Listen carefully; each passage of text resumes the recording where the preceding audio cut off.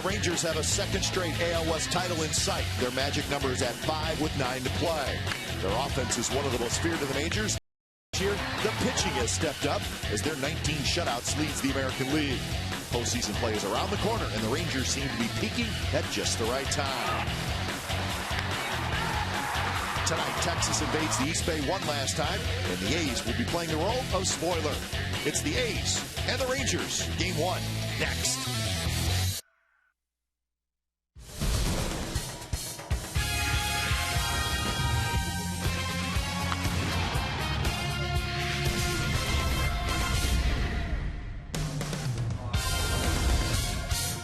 Beautiful night for baseball. Very warm at the O.K. Coliseum as we get set for this series against the Texas Rangers.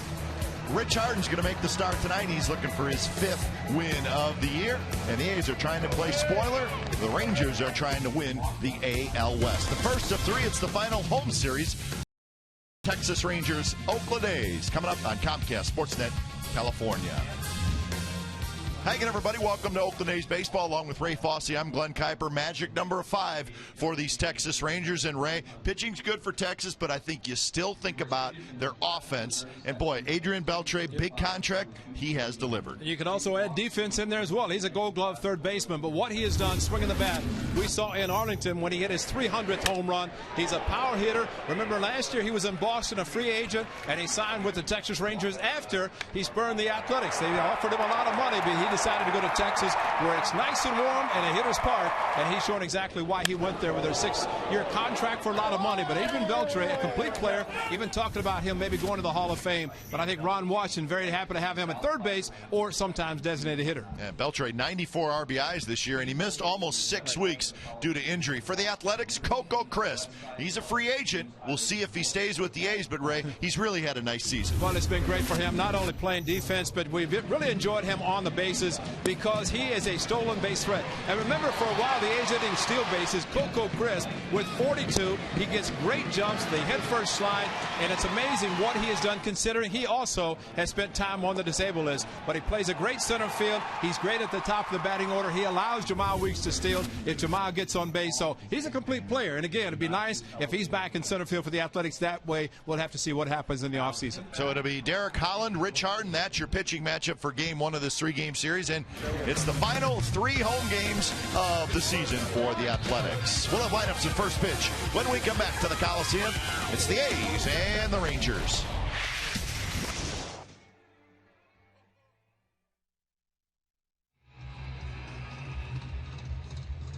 And pitching for the Athletics this evening,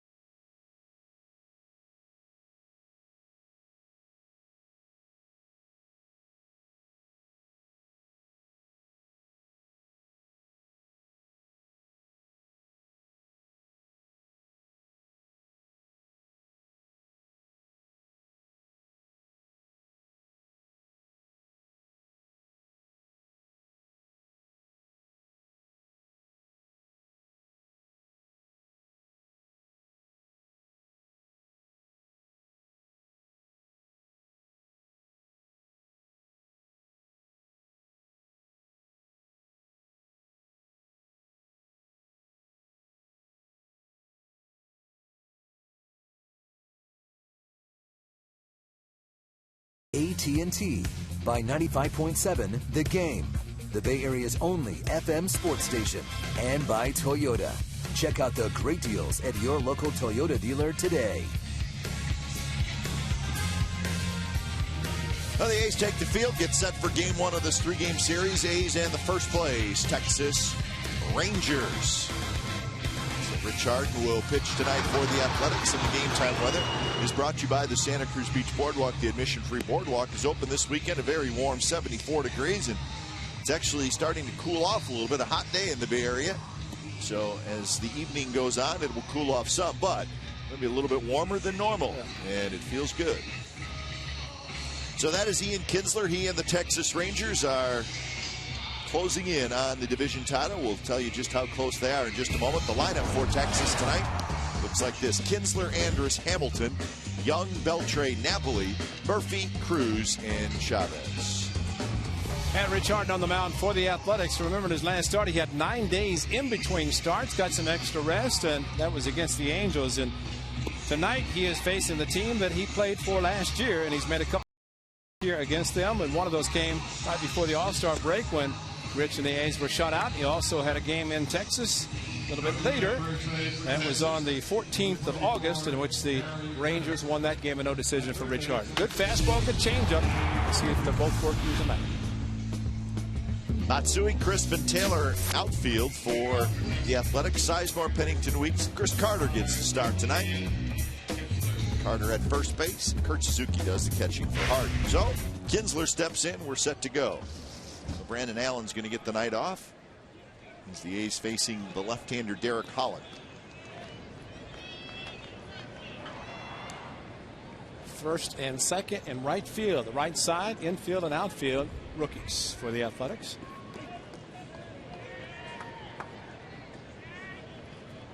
So Rich Harden kicks, and the first pitch of the ball game is a fastball for a strike to Kinsler. So we're underway. 7:07 local time. First pitch was thrown. First pitch. The Rangers and the Athletics. Final series here at home this year. These will finish on the road. 3 in Anaheim this weekend, 3 in Seattle next week, Monday, Tuesday, Wednesday, and then that is it for the 2011 season.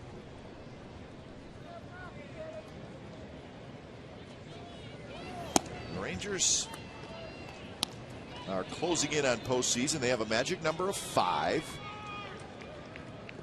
The Angels tonight are winning. They're just about to wrap up their game in Toronto. It's a 10-5 game in the 9th inning.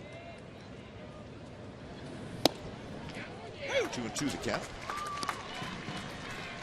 So the A's will try to avoid watching another team celebrate on their field tonight. Not tonight, but at some point in this series. It is a possibility. As long as the Angels win, that makes it almost impossible. They can pick up one game. The Rangers can with each win, but if the Angels continue to win, then of course that means 2 if the Angels lose and the Rangers win. But A's would like to play better against the Rangers than they have so far. 5-11 in the first 16 games against the Rangers in 2011.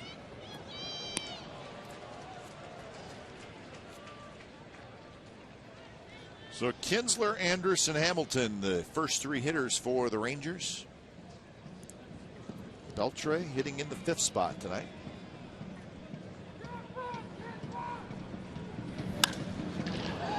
Driven to right field, but it's going to be playable for Michael Taylor. He's got it, and that's out number 1. Home run in Arlington. Boy, anytime the ball goes in the air, it's hit in the air in Arlington, Texas, you always have to worry if you're a visiting player, a visiting team.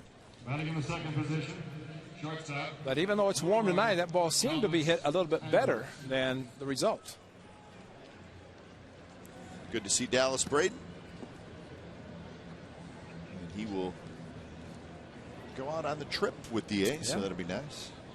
Good to see Dallas with that flat build cap that he uses so effectively to pick off runners at first base, and we hope starting next spring he's back in the rotation and doing exactly that. Good buddy Gio Gonzalez, who has 14 wins. He's looking for 2 more in his last 2 starts to close out this 2011 season.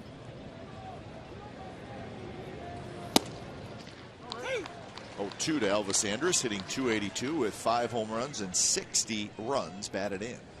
You paint a fastball like those two, not much of a chance for any hitter to do anything.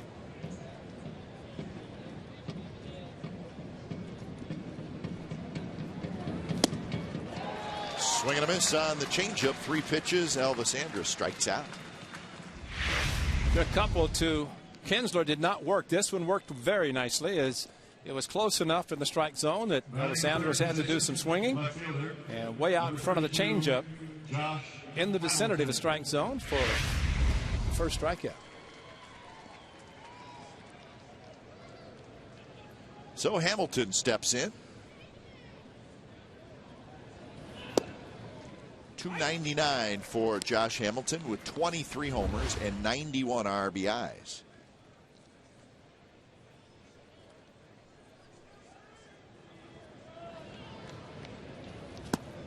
Hamilton is playing left field tonight.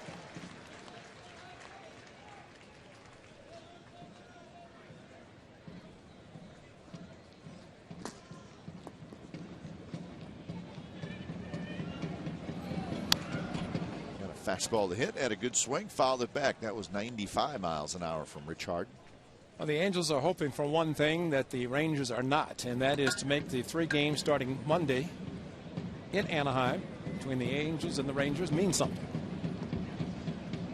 Because the Angels know they need help from the A's, and they also need to do something against the Blue Jays. Make all that happen. And then, of course, the A's will play the Angels on the weekend series starting Friday night in Anaheim.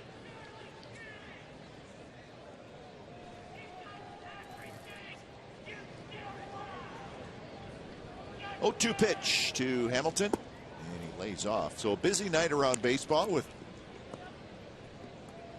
some, I don't want to say unexpected races, but there have been some late charges by teams and some teams that have, I don't want to say collapsed, but struggled a little bit late in the season. So we'll keep you updated on those as some of the games in the East go final.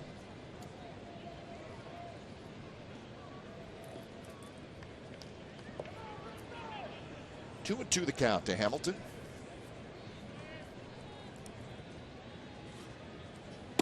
And now 3-2 as the changeup floats outside. He's gotten the point that Ron Washington probably knows his hitter's going to get a fastball. 3-2. Hamilton's fouled off a couple after starting 0-2.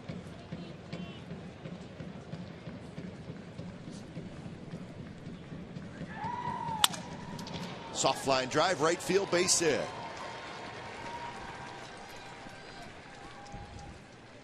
In the Dodge Charger keys to the game for the American League West on the line, the A's can disrupt the momentum of the Texas Rangers, and Young for MVP. We shall see. Michael Young, who was maybe not even going to be on the Texas Rangers team this season, but he was not traded during the offseason or spring training. Instead, he's only hitting .331, 11 home runs, 102 runs batted in. He's having an all right year. Yeah, considering he wasn't even supposed to be there. Third best average in the American League, 6th most RBIs.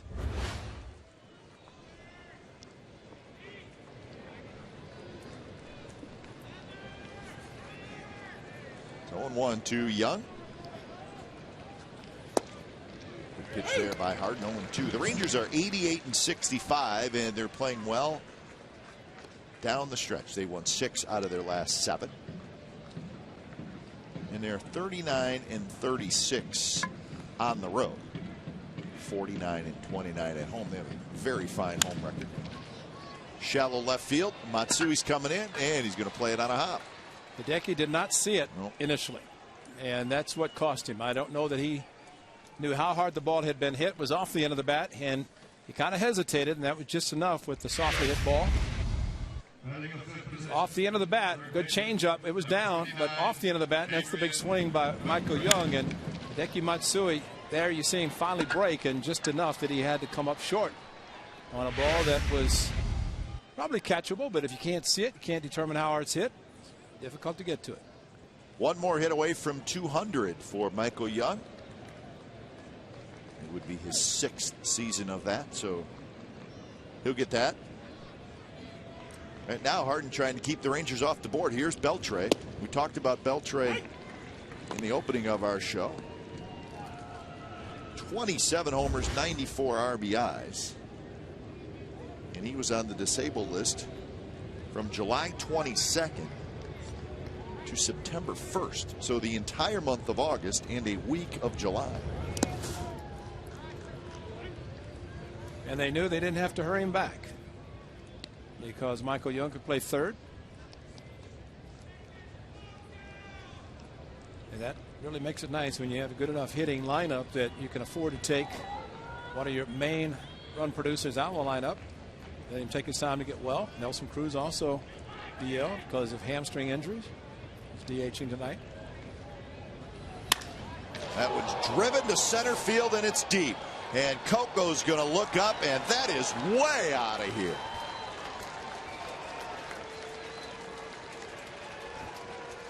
(3-0) Texas. I think that hit above that large door out there in center field, and that is a shot, folks. Yes, it did. Wow.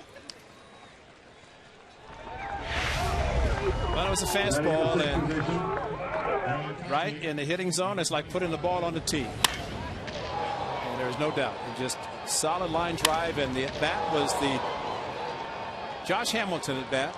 And there's the location above the photographers, the cameraman. But Josh Hamilton started 0-2, fouled off a couple, went 3-2, broken bat single to right, ball off the end of the bat of Michael Young, and ball landed about right there. Well, not Mike Napoli, but center field. Anyway, that was a long one, man. Oh man.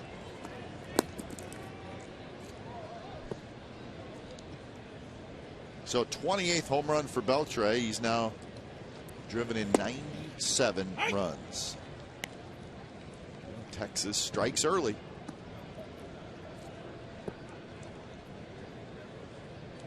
Well, a rare fastball for a home run. The home runs that Rich has been giving up have been hanging changeups.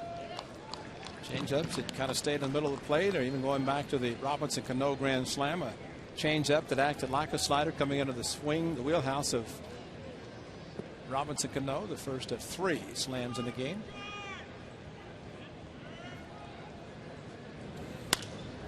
One hit fouled on the right field line. Check out the swing. Well, slow motion, fast, doesn't matter. It's still solid contact. There's the contact, the follow through, and Adrian Beltre, just a powerful hitter.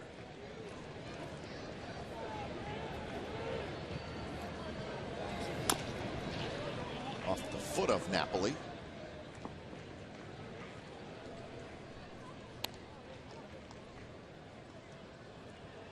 A 30-pitch inning for Harden, and unfortunately, as Ray said, he got the first 2 outs, a fly ball and a strikeout. Well, we saw that when we were in Texas. He was hot.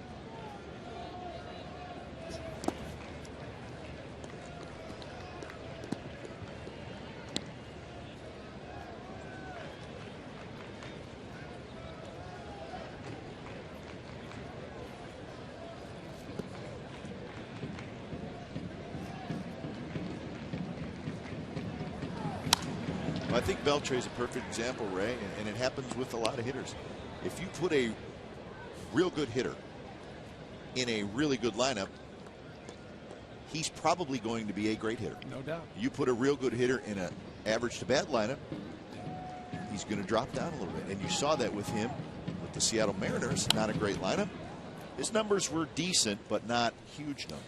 Last year in Boston, there you go.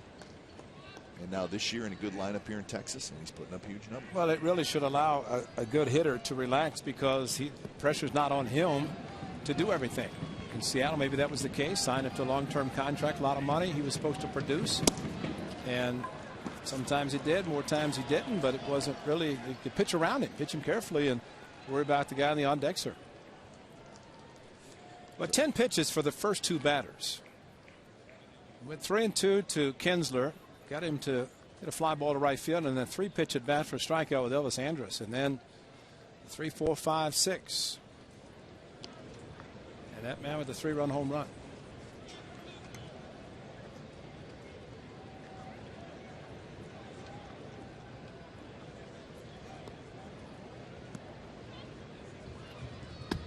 Batting in the seventh. So the meeting is over. Harden will go to work against David Murphy. David Murphy.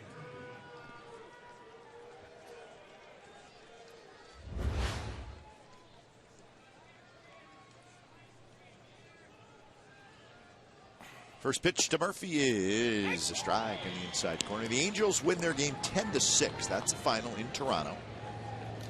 So that is a 4-game series, and each team has now won one time. So Angels 10, Blue Jays 6 final.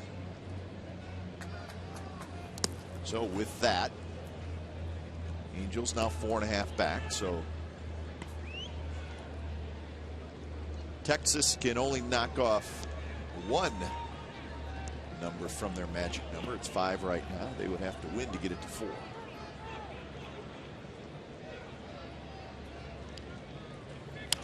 Murphy got a hanging changeup and he fouled it back.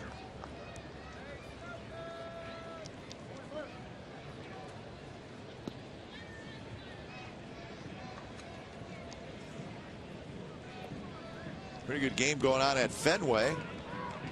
Red Sox brought Jonathan Papelbon in the top of the 8th inning, and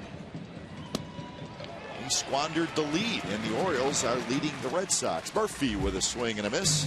So a couple of strikeouts, but Beltre, a 3-run homer.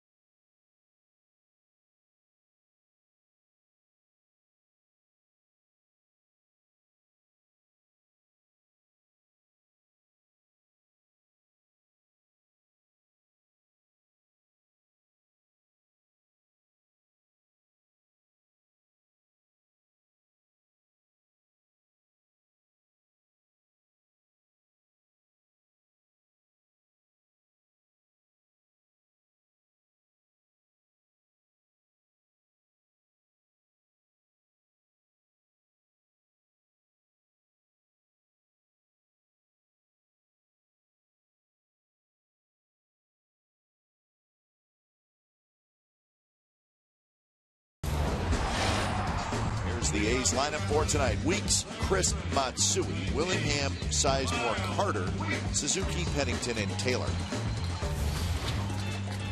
Derek Collin on the mound, 14-game winner for the Texas Rangers, a 4+ earned run average, which we have seen that with the Tigers. You have ERA that's 4 to 5, but you know your offense is going to score some runs. He has won 14, and as we mentioned, he's faced the A's a couple of times this year. Good fastball that will top out in the upper 90s, 97 to be exact. Curveball, slider, and changeup, so he will mix his pitches nicely. The 4-seam fastball is pretty straight with just a very slight sink. Throws too hard to make any movement. Well, Holland just 24 years old. The Rangers are hoping he develops into a frontline quality starter, and he's getting there with his 14-5 record.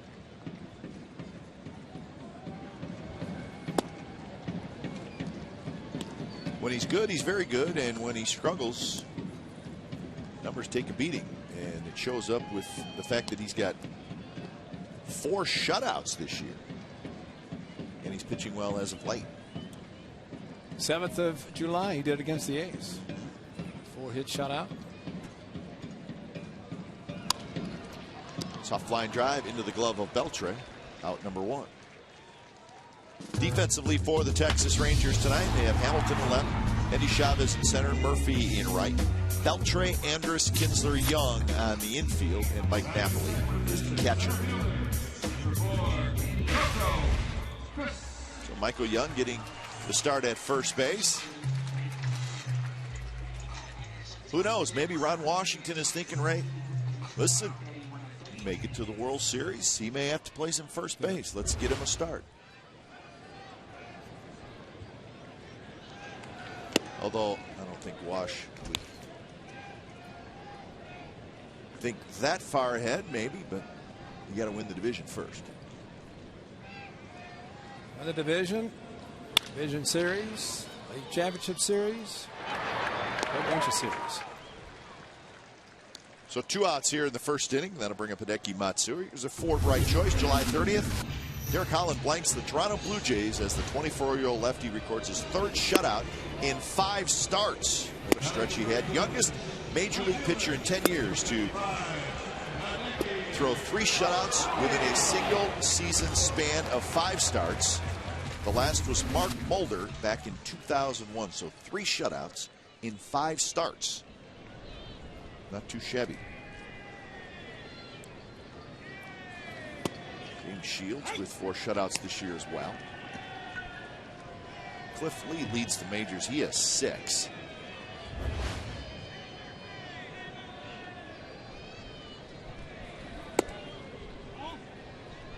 That game in Boston is now going to the top of the 9th inning with the Orioles leading 7-5. He's telling you how the Orioles came back from the 5-4 deficit. Matsui slaps one the other way for a base hit. Oh, you bring closer in the 8th inning trying to say something about that was a 1-run lead at the time when Papelbon came in the game. Baltimore's playing those teams that are leading tough as Hideki Matsui does a very good job of the fastball away from him. Beltre off the line, but the left fielder Hamilton was playing him as a right-handed pull hitter, so no chance to get extra bases.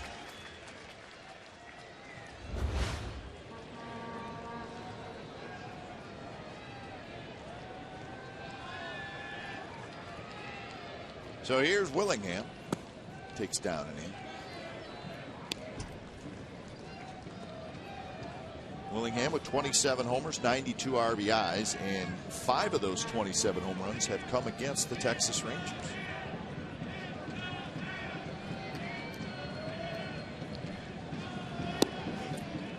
Breaking ball in for a strike, 1-1.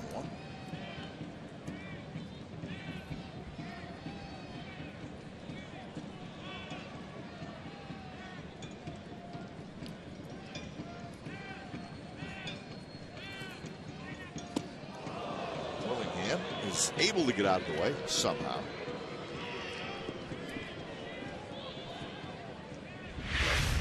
Well, this is well off the plate, and well, definitely not want to see a left knee hit. Very close. He pulled the left knee back as the ball zipped right past him, and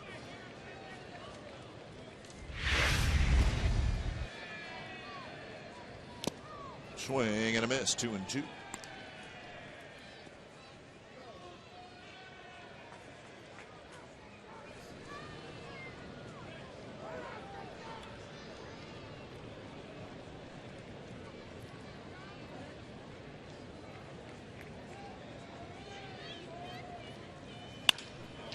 Ball's hit hard, but Kinsler, a couple steps to his left, has it. Side retired to hit, and a runner left. We've played 1 from the Coliseum.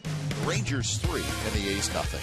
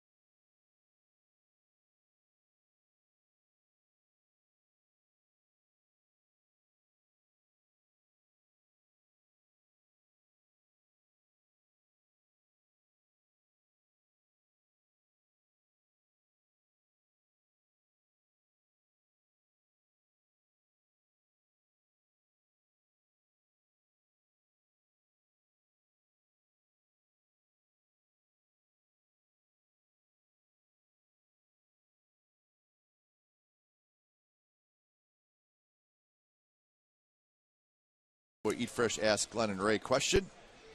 Petra from San Ramon asks, assuming you went to the premiere, what did you think of the movie Moneyball? Why would they assume that? Ray was there. I was there, and you were in it prominently. That was a nice little line. That was good. I thought it was. I thought it was going to be good, and it was even better than that. Yeah, I agree. I think it was a very good movie. I think people are going to enjoy it, as the 1,500 at the Paramount Theater last night in downtown Oakland not only enjoyed the beautiful location, the Paramount Theater in downtown, but enjoyed the movie and a chance to see the cast, the director, producers, and raise a lot of money. How much money? $370,000 was raised by the A's Community Fund. Goes to charities. And it was raised at last night's Moneyball premiere in Oakland. It was a wonderful event, and the movie was great. Party after was fun. It was all good. Cruz rips one to right field, and Taylor leaps, cannot get it, crashes into the wall, and Nelson Cruz will have a double.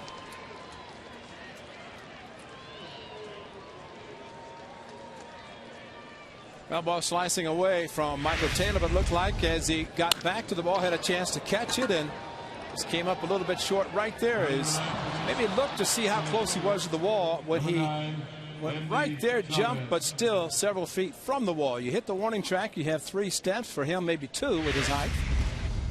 But maybe a ball that he would say should have been caught. The ball was slicing away from him. But how about the Fox Theater, the Oakland Fox? What a magnificent place. It's beautiful. Both the theaters, Paramount and the Fox, very close to each other. Back to back, Telegraph and Broadway and Telegraph. And it was a wonderful night, and I think all the credit goes to the Oakland A's and to Sony for having the. This is the worldwide premiere. Exactly. And it was in Oakland, and well, there's no doubt that I'm sure the Hollywood people wanted it in Southern California at Hollywood, but the Oakland A's, with their great efforts, like you said, got them to come up here, come up up north. And again, for the director, the producers, Brad Pitt was there, and we had Jonah Hill on the air with us Sunday, and he was a mere shell of himself from the movie. Lost a lot of weight, but in the movie he was Billy Bean's assistant, but still very well done. But I think the most important thing is to get the premiere to be in downtown Oakland, to showcase Oakland. Fans lined up, they closed the streets off, and no red carpet, just the green carpet, but nicely done. And congratulations to the A's for making that happen, and for Sony and the cast to come up north. Weeks has it, Chavez is retired, but Cruz goes to third. And I think it's important to note that the A's were the driving force in getting that premiere to be held here in Oakland, working closely with Sony, and those two forces got that premiere in the city of Oakland, and that's pretty cool. Well, you think about it, the movie was filmed here. It was about the Oakland A's, and why not have it in Oakland? Why would there even be a consideration? Plus, it was an off day for the A's, so I don't know of any of the Oakland A's current team that didn't show up and watch the premiere. And again, nicely done, and encourage people to go see it, because I think they will be at least enjoy the 2002 season, which basically it was about that season. It was a good one. 20 consecutive wins. I think if you're expecting to see a huge amount of baseball scenes, on the field scenes, that really was not the case. I mean, it's much more of the story surrounding maybe the team and what was going on off the field, in the front office, that type of thing. We're not certainly not going to ruin it for you, but Stephen Bishop threw out the first pitch tonight, as did Jonah Hill on Sunday, and had a chance to talk to him down below as he was getting ready to throw out the first pitch. And he grew up in Lafayette, lives down in Southern California, Hollywood now. But he made that point too that you mentioned about they originally wanted to cast the players from the 2002 season, but there were so real few actual baseball scenes. They showed scenes from the 2002 season, but those actors who played Scott Hatterberg and And David Justice and Bishop wearing the number 23. Kind of looks like David Justice. And he grew up a David Justice fan, look-alike, and said he was right-handed, but learned how to hit left-handed as he does in the movie, in the batting cage, and all those swings were his swings legitimately making the solid contact. Well, he had a good swing. Yes, he did. He really did. And David Justice was there as well at the premiere last night. It's good to see him. Looks fit as always.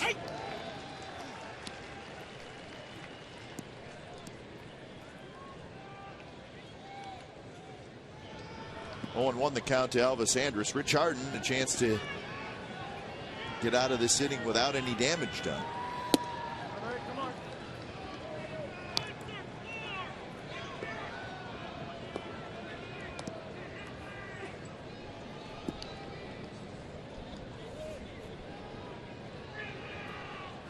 .53 pitches thrown by Harden. Most of those coming in that first inning. And that one to the backstop. And here comes Cruz, and he's going to trot home. And that hurts. 4-0. Fastball just took off. Suzuki could not get to it. Boy, that is too bad to have a leadoff double. With the infield playing in, gets the out on the ground ball from Kinsler, and then that. I mean, that's at 93, and you might say, well, why doesn't the catcher catch it? And watch Cruz coming in. He's trotting. Of course, he's had the hamstring injuries. But Suzuki, when you're set up down low and you have to go up that quickly for a 93-mile-an-hour fastball and realize it. Coco, what a play. So a beautiful play by Coco Crisp, indeed. So the run scores. And it's a 4-0 lead. But check out Coco Crisp.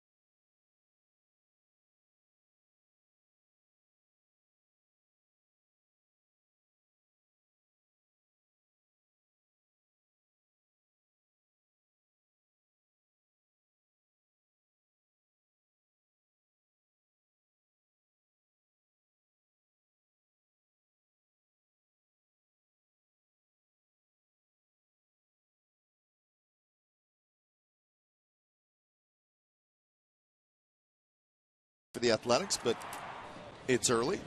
Sizemore, Carter, and Suzuki against Holland. Holland first pitch strike. Sizemore hitting .241, 10 homers, 52 runs batted in.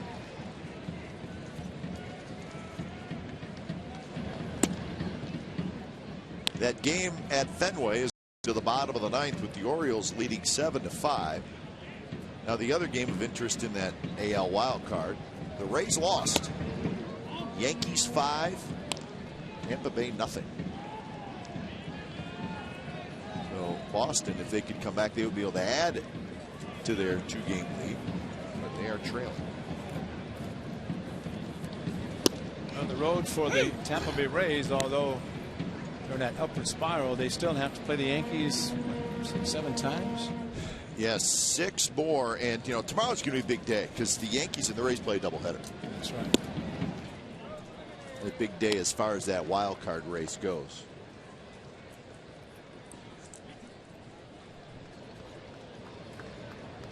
So doubleheader tomorrow, then a game on Thursday. And the A's and the Rays play again next week, or the Rays and the Yankees play again next week. So you're right, 6 left against New York. It means the Yankees will be going down to Tampa, where all the Yankee fans will be at Tropicana Field. It will sound more like a home game for the Yankees, probably. Rays are doing well, then. Now, Coco Crisp, we talked about his stolen bases, and they're open, but how about this play off the end of the bat by Elvis Andrus? Looks like no chance, and then out of nowhere comes Coco with a backhanded catch, hit the ground, popped up quickly, and into the dugout. Nice play by Coco Crisp. I'd say his foot is healthy, his legs are healthy, and he's running well. First pitch to Chris Carter, swing and a miss, 95 miles an hour. So fastball from Holland.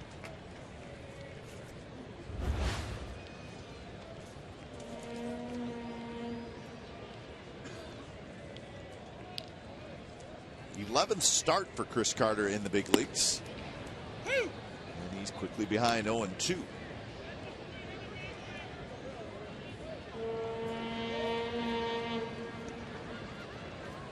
Suzuki will be next.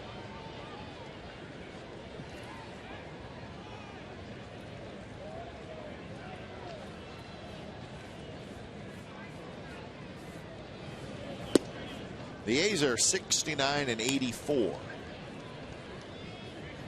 8 games left after tonight, and they're 42 and 36 here at the Coliseum.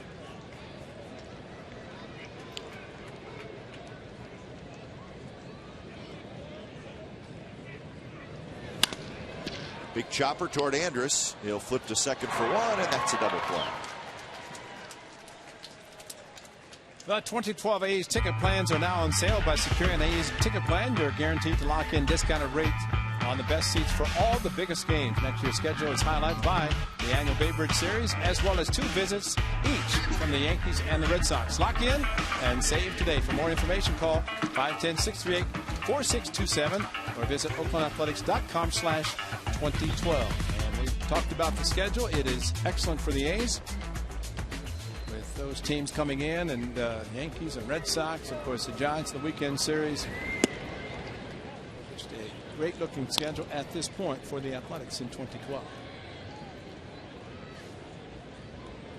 1-0 to Kurt Suzuki, hitting .241, 14 homers, 42 runs batted in. Actually, the schedule for this season was looking good for the A's, with a number of home games in September, if it actually meant anything. But unfortunately, it is not. He's just trying to be spoilers.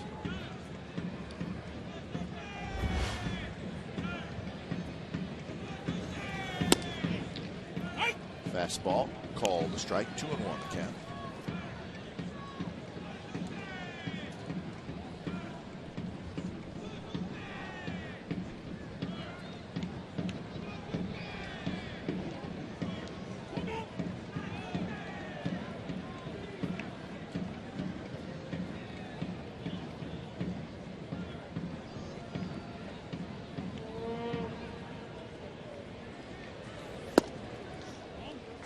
So Kurt in the driver's seat now with a 3-1 count. On left-hander tonight, C.J. Wilson, another left-hander tomorrow night.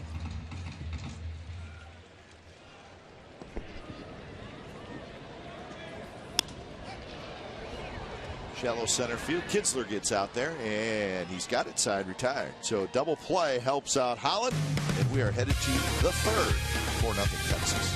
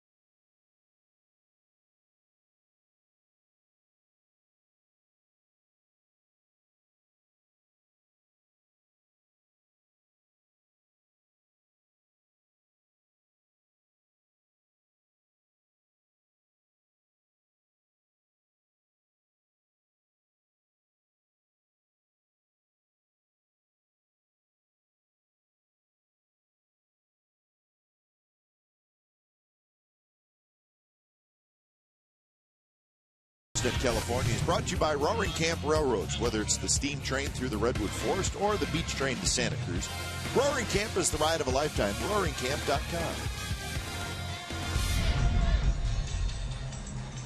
Third inning from the Coliseum, and it's a 4-0 Rangers lead.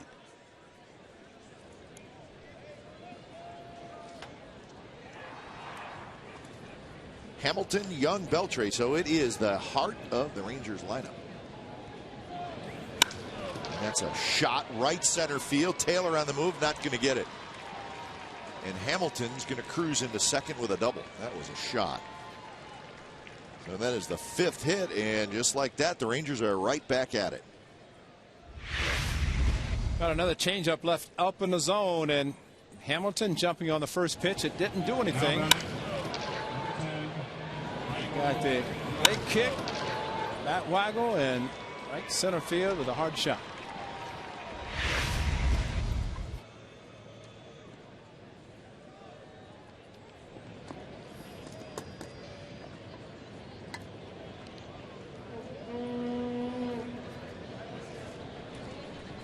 First pitch to Young. Base hit right field. Hamilton digging around third, and here he comes. The throw to the plate is off the glove, and it rolls away.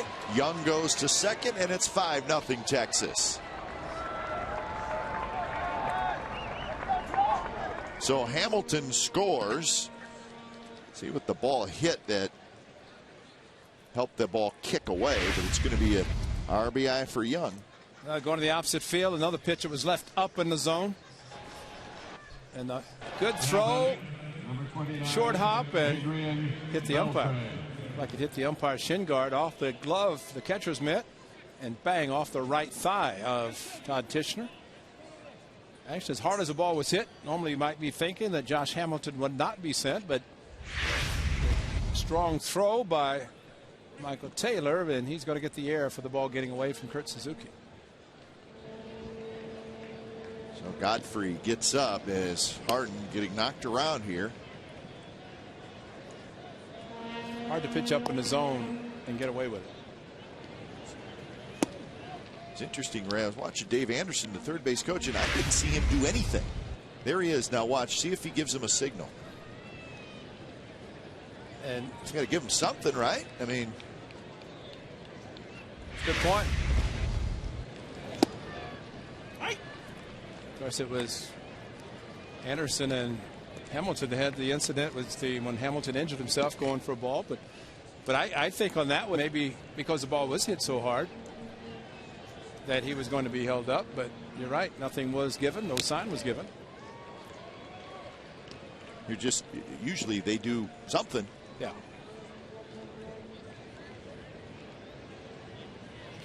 Either way, Hamilton scores and Young ends up at second base. Well, you saw how Hamilton went into third base, kind of, I wouldn't say stumbled, but a little awkward hitting the bag and going around the bag. Swing and a miss. Good pitch there by Hart. Do it now, huh? Yeah. Why not last at bat? First inning. Strikeout number 3. Here's a good changeup. This ball acting like a slider going down and away. Beltre always aggressive, as most of the Rangers are, and even Michael Young with first pitch after the leadoff double.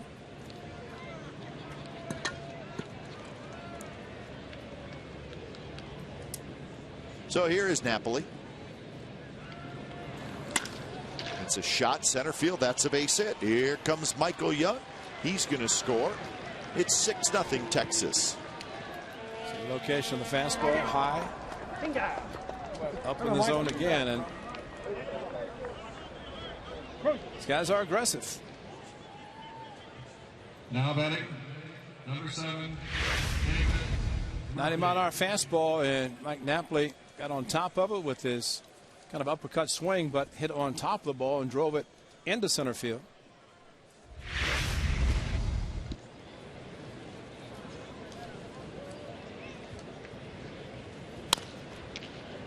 So here's Murphy. Someone tell them these guys what's coming. When they're swinging, you'd think so. You sound like a former player who knows what to look for. And sometimes I think if a team is hitting so well, you tell the hitters what's coming, they don't believe you. Well, I was told by a former player one time, he said, if hitters are not swinging and missing, something may be up. Right? Exactly. Because usually, I mean, a major league hitter is going to swing and miss occasionally, but when they don't swing and miss.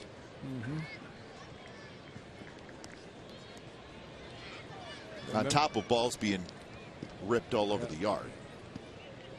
And it's always great to see the look of a hitter whenever he's supposedly given a sign by someone, and then it's not the sign, and he makes himself look silly because he swings at it badly, and then that immediate look at the person and just gives away who was supposedly given the sign. So 2-2 the count to Murphy, who struck out in the first inning. He hangs in there on that one, fouls it back.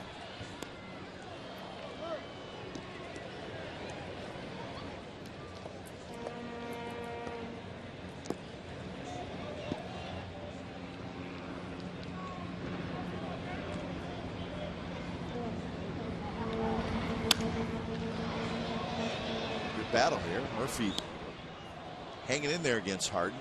68 pitches now for Rich Harden.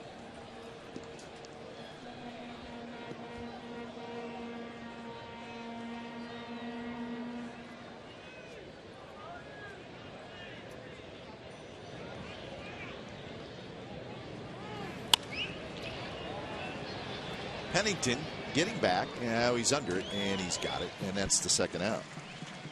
Catch all the action of the 2011 Major League Baseball postseason on Fox and TBS. The excitement begins September the 30th with the Division Series on TBS. Well, that's a week from Friday when it all begins. The season ends a week from tomorrow night. A's will be in Seattle for the season finale. And then the postseason begins 2 days after that. As National American starts on the Friday the 3rd. You know, I have it. I wrote it down somewhere. I'm sorry, I threw you. I should have told you I was going to ask that. American. So American on Friday. Thank you, Delaire.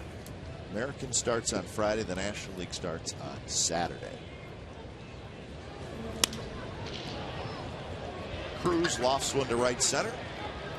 Coco has it, and that will do it. But 2 more runs for the Texas Rangers, so they lead 6-0 going to the bottom of the third.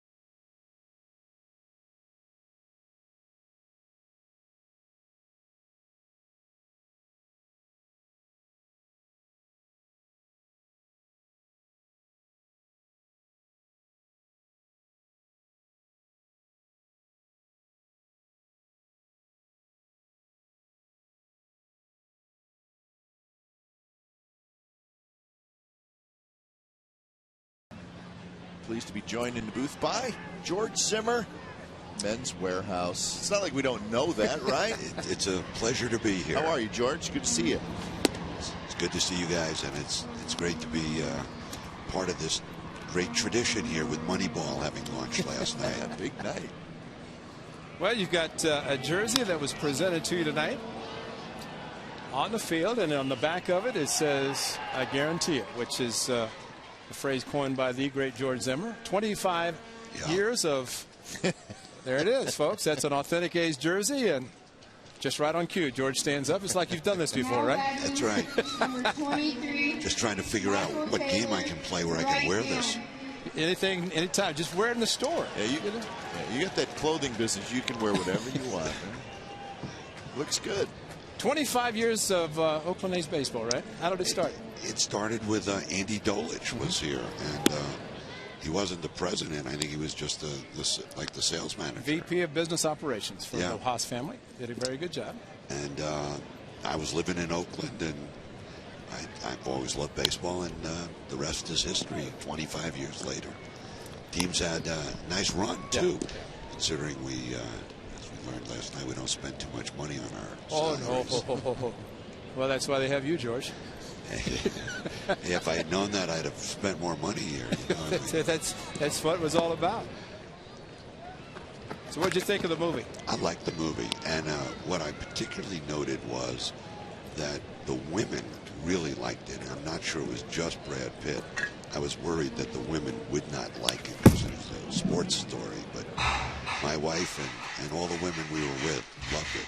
Yeah. That's a good call. I mean, a lot of people were wondering, well, if you're not a baseball fan, will you understand the lingo and the story? And listen, I think that's probably a very good sign if women enjoy the movie. Yeah, and it may have something to do with Brad Pitt, but the point is a good one. That I think there's a lot more to the movie, and there's a bigger story than just a baseball story. I think. It's definitely a story movie, not a baseball movie. Exactly, and that's important.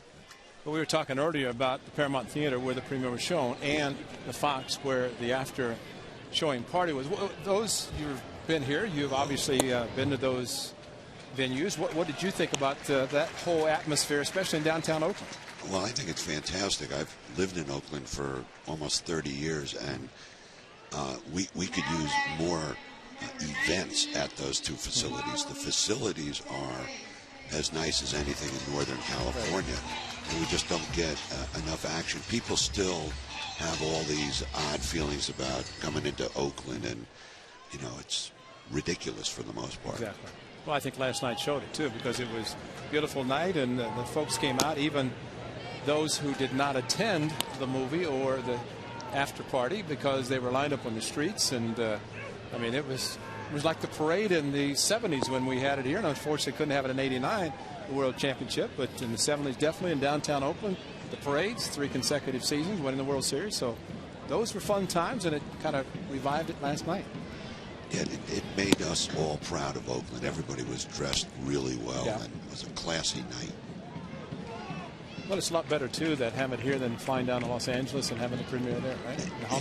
Brad Pitt, was he the one that agreed to do that, to do it up in Oakland? Well, we were talking. The Oakland A's kind of were instrumental in making sure that the premiere was done in Oakland versus down there, because they usually have the Hollywood scene for the premieres. But since everything was filmed here, it was about the Oakland A's. The Oakland A's said, let's have it in Oakland, and that's where it was. And, I've walked the red carpet in L.A., and this last night was exactly the same. Great. Only it was green. Carpet's a carpet, right? That's right. The double play program, right? That's right. Doing it. Talk about that, because I saw that 175,000. Well, it's a way to recognize teamwork. Obviously, teams are what sports are all about, but in most of baseball, it's a batter versus a hitter. It's a fielder making a play, but a double play is where you get 2 or 3 guys involved, and it's it actually makes for winning baseball, right? And that's a contribution by the Men's Warehouse to the Oakland Zoo. That's right. For the double play program. Double plays turned by the A's. See, I've read that spot a few times, so I remember that. That's right. And as you know, Joel Parrott at the zoo has done an incredible job in Oakland, and has turned that zoo into one of the best zoos in the country. Yeah. That's great. It's great that you've helped do that with your contribution. And, of course, the A's turning a lot of double plays. Over the years, they've had a lot of good double play combinations. So it's made it nice.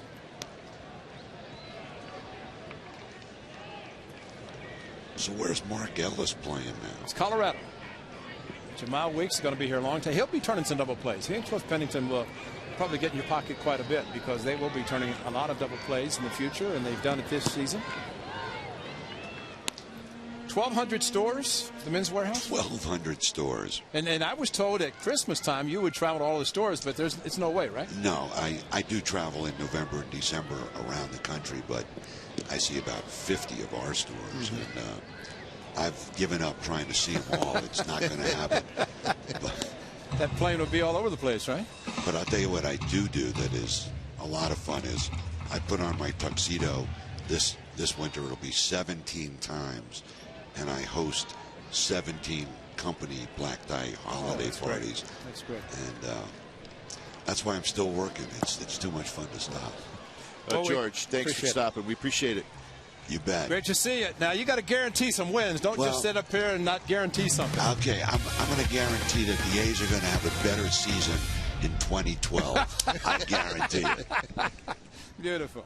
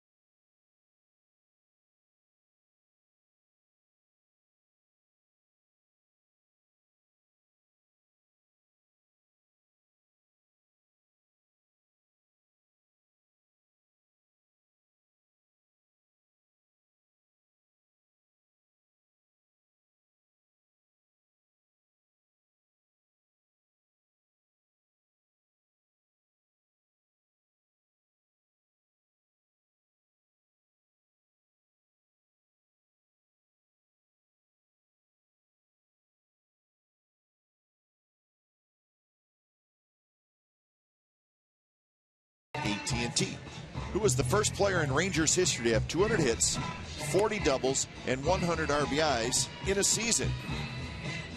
Could it be Michael Young? Well, Michael Young has done it in the 06 season. Doesn't necessarily mean that he was the first one to do it. Hey, when it's time for change, think Speedy Oil Change and Tune-Up, your oil change tune-up and smog experts. So the A's have gone to the bullpen, and they've gone early. Graham Godfrey will take over here in the fourth inning.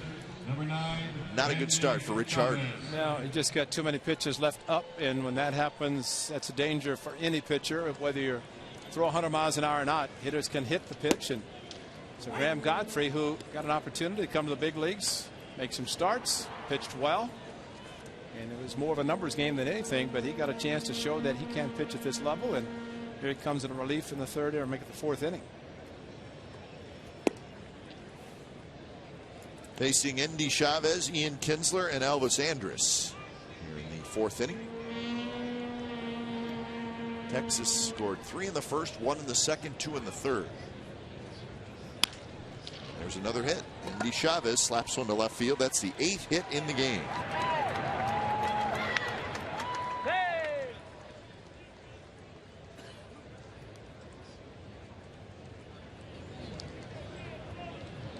So top of the order, and Ian Kinsler. Now batting, number 5, Ian Kat, the point you brought up about the confidence, I think we have seen it with the A's playing the Rangers. They played each other 16 times. This is the 17th, and the A's are 5-11. And you look at the way the Rangers have hit, and of course we know the 27 outs in Arlington, Texas are very difficult for a visiting team, but just up and down the lineup. And you could probably put the Rangers offense right now in a category of some of the other high-powered teams in the American League that we see every season. And you have to go through a batting order 1 through 9. Everybody's a tough hitter, tough out. And the next thing you know, you turn it over the top again. You're doing the same thing. Well, they're third in the league in runs scored, best average with runners in scoring position, third in home runs, fourth in steals, right across the board. They're just very good. And we talked about it when the A's were down in Texas. They have struck out the fewest times in the American League. Second in slugging, third in on base as a team. Joe, when you have a deep lineup and you're part of that deep lineup, you always know somebody's gonna take care of it. If it's not you, then it's the next guy. Well, the old saying, when you in the on deck circle and hitter doesn't do it, walk by, hey, pick me up. Well, I don't think guys have to say it. This one's hit to left field. Matsui circles around it. Chavez. He's got it. Indy Chavez tags and stops and goes back. Well, he was thinking about it, but I think Hideki Matsui, if the Rangers, and they do watch videos, and they showed Hideki Matsui making the strong throw to the plate in a recent series, or just the series completed. And Kinsler thought he got it with the uppercut swing. Break your hand when you do that. And Castilla did it in Chicago. He pounded his hand on his bat after swing and miss. Broke his hand in an MVP season. That's hard too. It's going to win. Pitch is a little bit high to Elvis Andrus.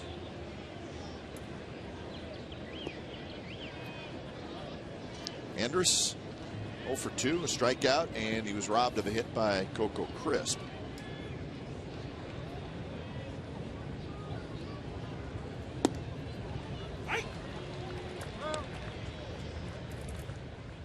Because of the injuries to some of the starters this season, and of course Dallas Braden and Brett Anderson out for the majority of the season, some of the young pitchers have had an opportunity to come to the big leagues and show what they can do. Graham Godfrey, one of those guys.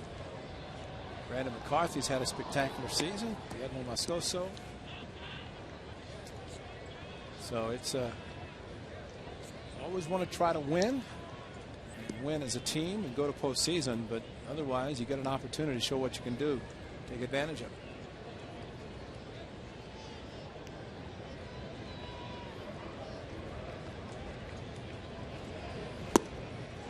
A breaking ball, and that'll do it for Elvis Andrus. So 2 outs. Well, hard slider. Andrus with the pitch starting, looking like a strike, then Now batting. it's one of those rare Ranger strikeouts. Josh Hamilton. That's twice that he has struck out tonight.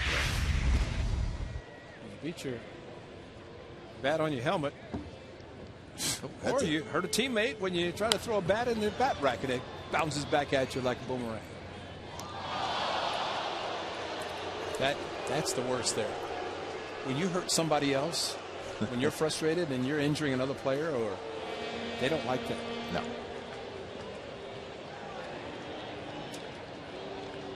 They like the intensity, but they don't like the results of getting hurt, showing that frustration. 1-1 to Hamilton. Single, double, 2 runs scored.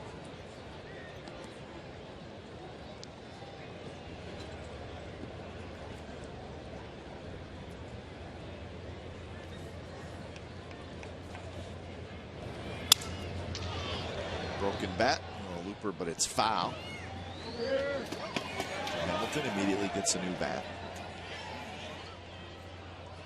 Brett again, very quick. He has learned from the best. He got a little upset. Brett, the bat boy for the visiting teams. Mikey Thalblum, of course, has him with all the uniform. There's Brett. He gets upset when we talk about Cliff Clavin and Matt Weiss as being the best bat boys ever. He feels he should be in that category, and he got a long way to go. Brett's good, but Matty and Cliff are the best. Well, how does he know that we're talking about that? Somebody told him. Secondhand information. Okay. Does he know how you and I feel about secondhand information? That's right. Kevin, of course, he's jumped from the bullpen. Coco Crisp is there. He's got it. Side retired. So a hit and a runner left. Bottom of the fourth inning coming up. 6-0 Texas.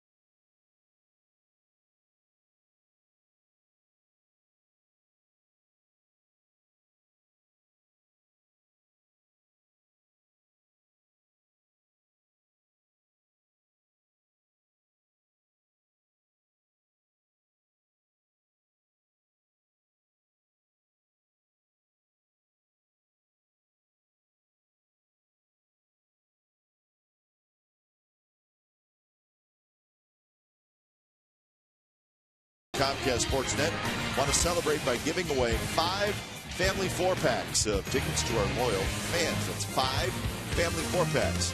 Log on to the Sharks page on csncalifornia.com to enter.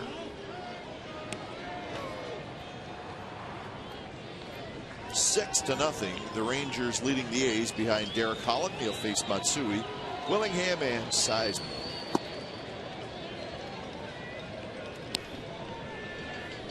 All Rangers in the early going.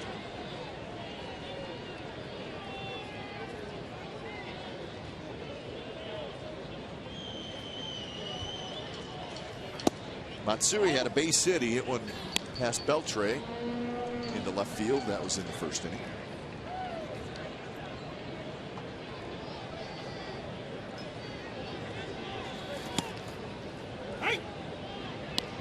Holland with a couple of walks, a couple of strikeouts, and he's thrown 51 pitches so far.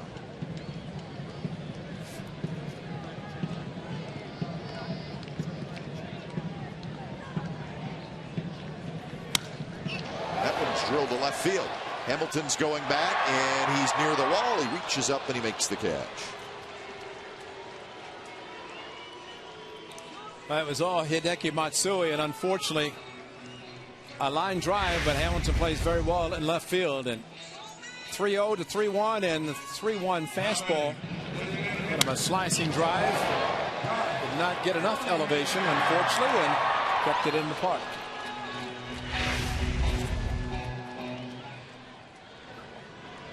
One out for Willingham.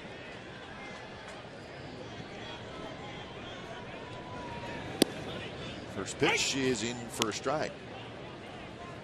Well, the only thing this game tonight, with this score being 6-0 in the fourth inning, will do is maybe allow the Angels players back in Toronto and the staff to go to bed a little earlier and wake up in the morning and hope the A's come back to win the game to help them. They are in Toronto. Their game is over. They won.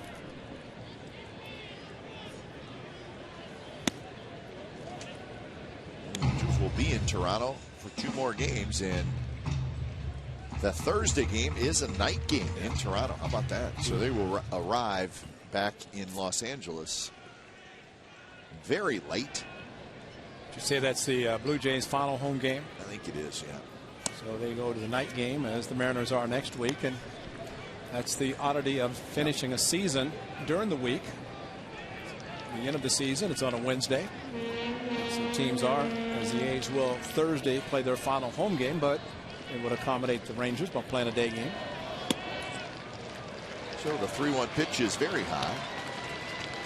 Well, that's walk number 3 by Holland. Now batting, third baseman, number 29, shot. So everything is final in the American League, so we'll run through those as the night goes on. Tell you where everybody stands as far as postseason goes. Still just 2 teams in. It's Detroit and Philadelphia. 6 spots open, but there's some teams that are getting very, very close. What are the magic numbers? You have them? Yep. Well, I can tell you. Let's see. New York, the Yankees won, and Boston lost. So the Yankees' magic number to win the division is 3. Just to get to the postseason is 2, but we'll stick with division. How about that? So it's 3. They're thinking World Series, so we'll at least give them division. So Yankees now, magic number of 3. We told you Texas is 5 coming in. It's still 5 because the Angels won. Phillies are in the NL East. NL Central, Milwaukee won. St. Louis still playing. So Milwaukee's magic number right now is 3. Arizona is playing. Giants are playing. So Arizona is sitting on a magic number of 4. So there you go.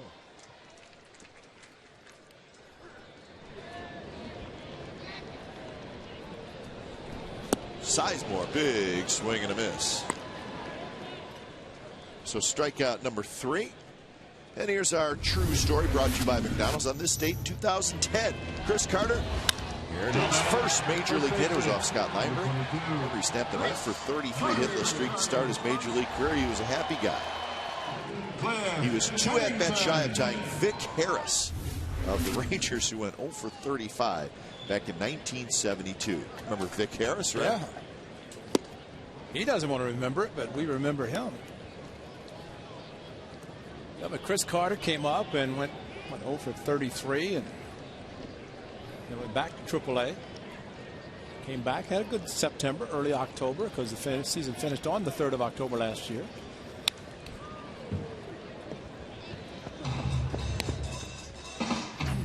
Well, we often say sometimes as a hitter you get maybe 1 pitch per at bat to hit.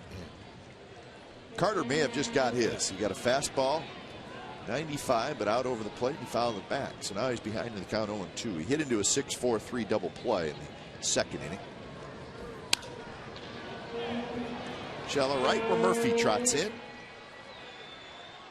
And that will do it for the A's in the bottom of the 4th. They leave a runner after the Willingham walk. 5th inning coming up, 6-0 Texas.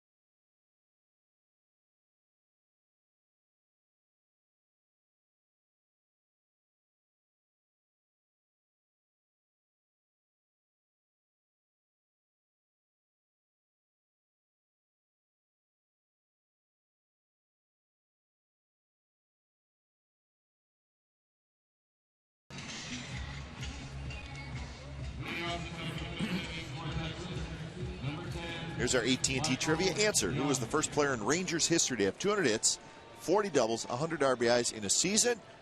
Ray, your old friend Buddy Bell. In 1979, he had 200 hits, 42 doubles, and 101 RBI. One of the greatest guys in the world, Buddy Bell. Buddy Bell doesn't like you, you're in trouble. Because Buddy Bell likes everybody. So, good man, and he's now working in the White Sox organization for Jerry Reinsdorf and the White Sox, and enjoying his minor league work. But also an excellent player, Cleveland, and of course, Texas Rangers. Quick 0-2 to Michael Young. Traded for Toby Harrah. Yeah. But it was kind of in that fan favorite category, and Buddy was traded. A guy like Rocky Colavito was traded to Detroit. Did not go over well. No, it did not. Even Dwayne Kuiper was traded. Yeah. Oh, man. Ed Whitson. Who? Ed Whitson. Indians said they needed pitching, so they went and got Ed Whitson. Well, that's forever. And then they get Whitson? Nothing against Ed Whitson. Ed Whitson. Now batting. But look how great it turned out for the one and only Beltran. Dwayne Kuiper. Oh. He's in a good spot.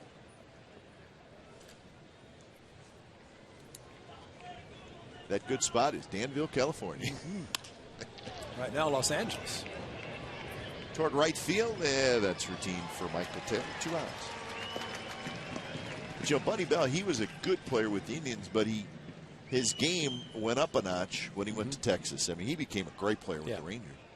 Gold Glove third baseman, and of course the heat of Texas in that period of time, they really weren't winning that many games. Old ballpark. Yeah, oh, it was old, all right. Wind blowing from right field just killed left-handed hitters. They hated it. Huh. Oh. Wind would knock down a home run so easily in that old stadium. Now it's a jet stream in that same vicinity. Yeah, it's amazing. Mike Napoli with a walk and an RBI single.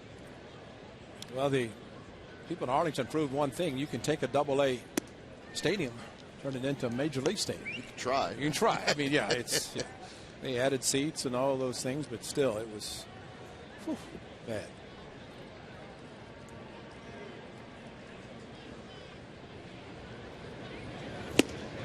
Swing and a miss, and it's 1-2 to Napoli, who is a very hot hitter right now.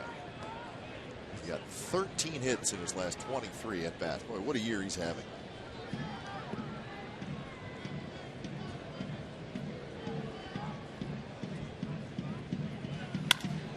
And there's another hit. High fastball, he just lines it to right.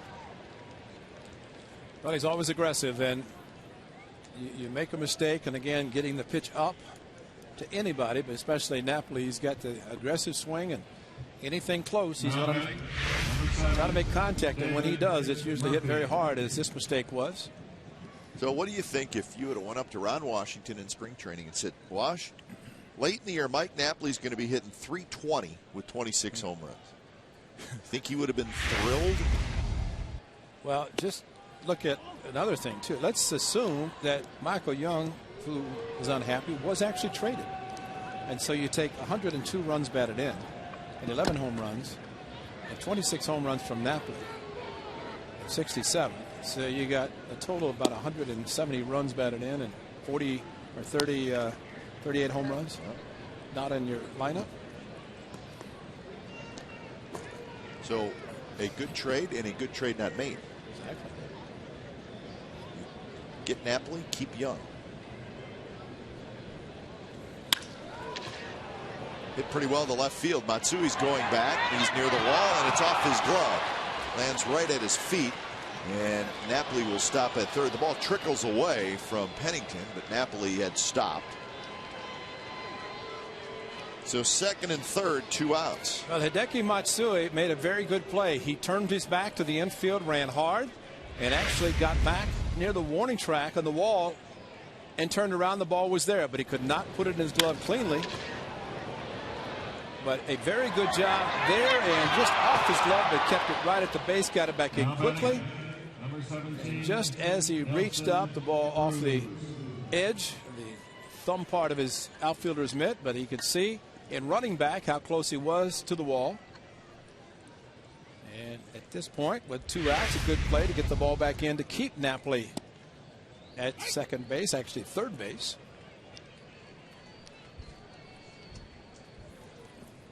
So Nelson Cruz will hit. Cruz is DHing tonight as they're trying to take care of that hamstring. That's been a problem for him.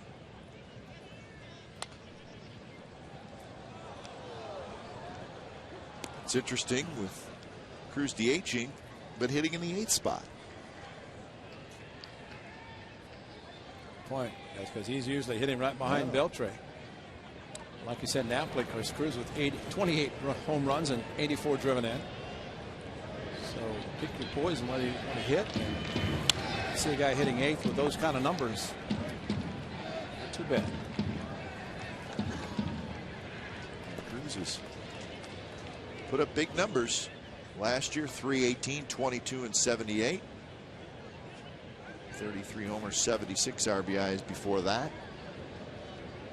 Still a couple years away from free agency. Toward right field, Michael Taylor is over, and he's got it. Side retired. A couple of hits, a couple of runners stranded. So we're going to the bottom of the 5th. 6-0 Texas.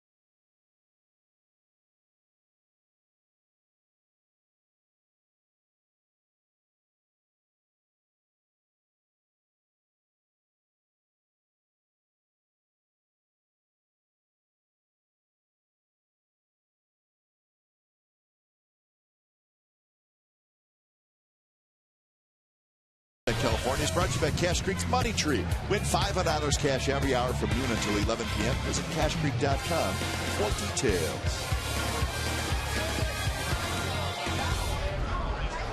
Beautiful night at the ballpark, but scoreboard leaning toward the Texas Rangers. 6-0, bottom of the 5th inning. And he's had just one hit. It was a 2-out single by Matsui in the 1st inning. Holland has walked 3, struck out 3. This is a guy who's got 4 shutouts this year.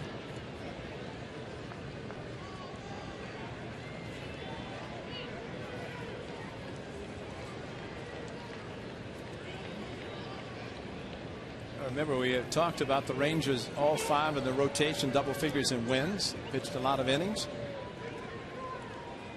C.J. Wilson is a free agent, so if they lose him and Holland's pitching the way he is, I'm sure they're very pleased with that. 14-game winner. Of course, any pitcher would love to pitch for a team. Offense scores a lot of runs. Makes their job a little bit easier.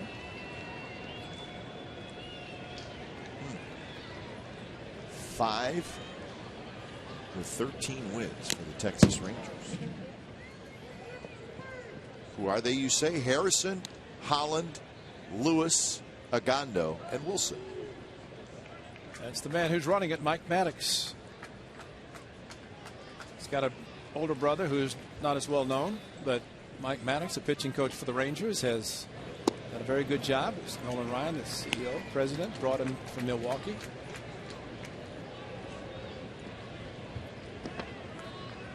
We do know that a couple of years, maybe 3 years, he will be gone for the Cooperstown induction, and brother Mike is there. Murphy has it. That's out number 1 here in the bottom of the 5th. Here's our Farmers Insurance report card. Pennington in week since the All-Star break. The youngsters up the middle for the Athletics, and they've both been good.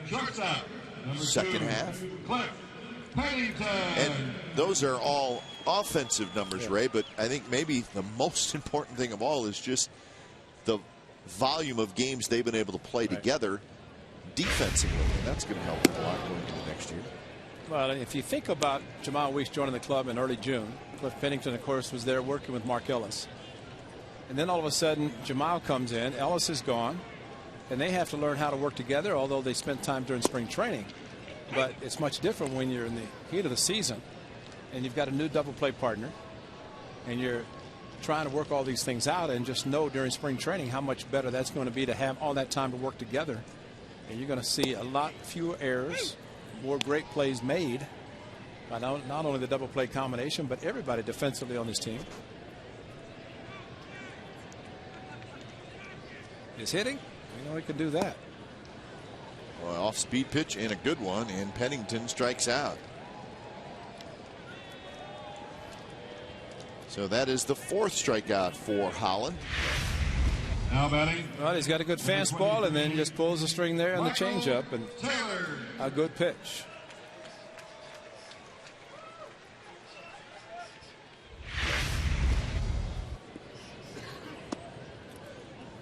I don't know. I can't remember. I was talking about Mike Maddox. His brother Greg will be going to Hall of Fame. I don't know if I repeated saying Mike, but it will be Greg Maddox, 350-plus wins on the Cooperstown first ballot. As I mentioned before, his brother Mike is wearing the number 31, although he has a jacket on or a sweatshirt. But when Greg was not given that number by one of his later teams, last teams, and so he asked Mike to wear it. Why not? Yeah.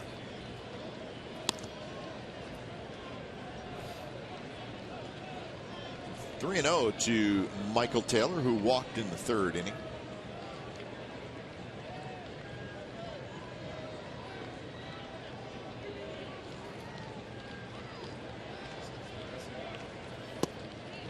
Real pitch in for a strike.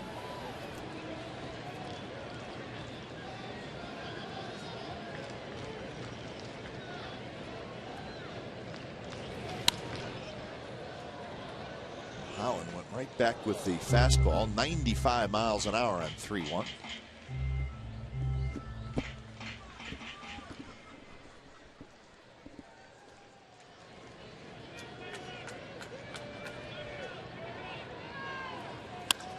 That one's drilled to left. Hamilton's going back, and it is gone. Michael Taylor with his first Major League home run.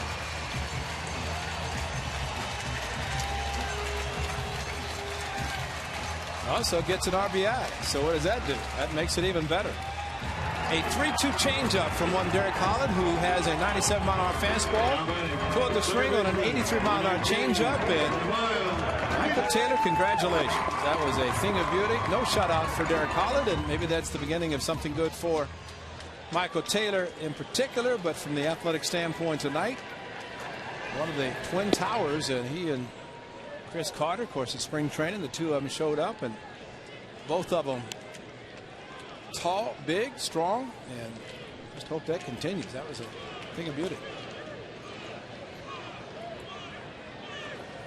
Top of the order in Weeks, who grounds it towards short. Andrus has it, flips it across side, retired. Michael Taylor with his first Major League home run, and here it is.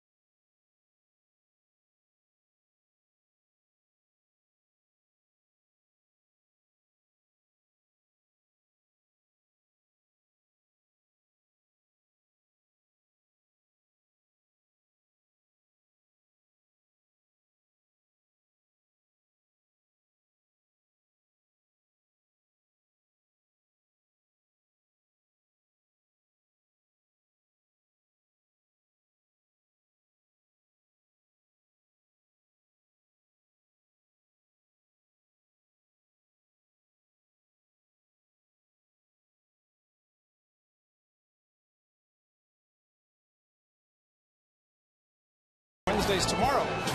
You can get a Plaza level, Plaza outfield, or Plaza reserve ticket for just $2. Take advantage on this offer, as this is the last one of the season, and it's against these Rangers. Get tickets for all bar $2 Wednesdays, especially tomorrow at the Coliseum box office, by phone, and for more information or to order online, visit OaklandAthletics.com. The last one is tomorrow. Come out to see that man, Michael Taylor, first major league home run tonight. Might see him hit another one tomorrow. Graham Godfrey, his third inning of work as he faces Endy Chavez, Ian Kinzer, and Elvis Andrus.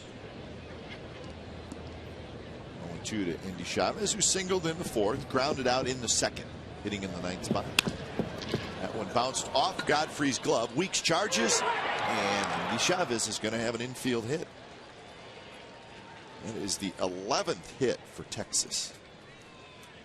Last time the Rangers were in town, Chavez did that, hitting a ball off Brandon McCarthy that came all the way over to foul territory beyond the first base bag.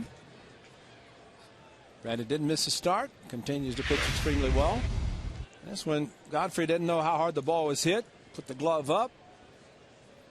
Might have been better off not deflecting the ball, but with the speed and the reactions of a pitcher, the PFPs you work on in spring training, just trying to handle a ball hit back at you.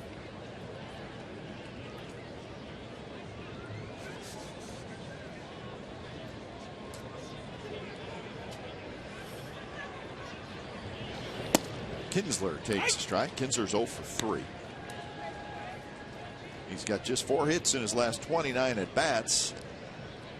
Now that must have started right after the A's left town, because he was hot when the A's were there just about a week ago.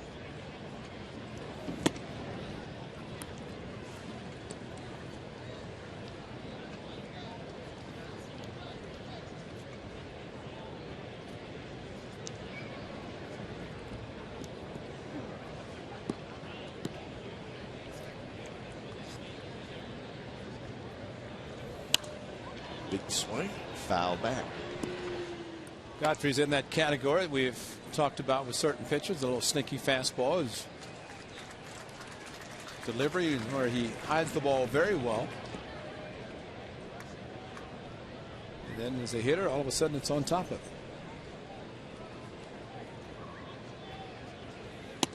Fastball is a bit high. Yeah, the miles per hour is 91. 2 maybe.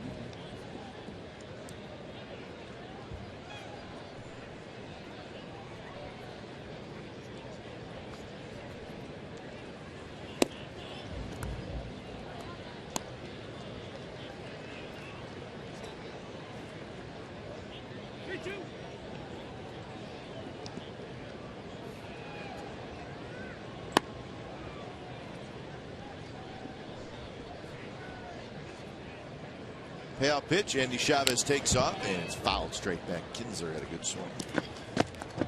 That was not only a lead, a walking lead, but a running lead. Yeah. He just kept going.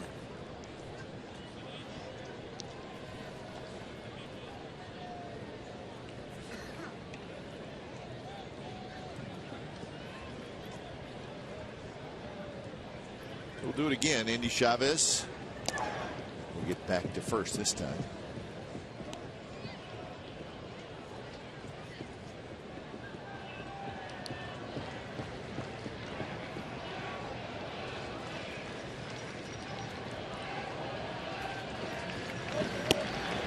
Runner goes, pitches inside. Well, you get with this Rangers lineup, if you get an inning started with the bottom of the order at all, boy, you have to be really careful, because the good hitters start coming. Now batting. Well, Graham Godfrey likes a challenge, and he's got one now because this is where he's starting. So 2 on, nobody out for Elvis Andrus.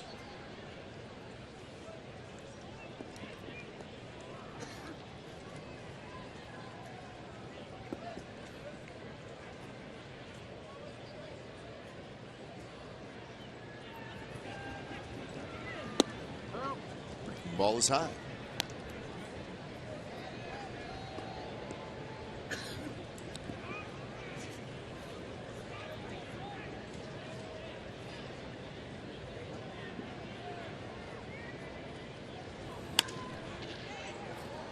To right field, Michael Taylor comes in.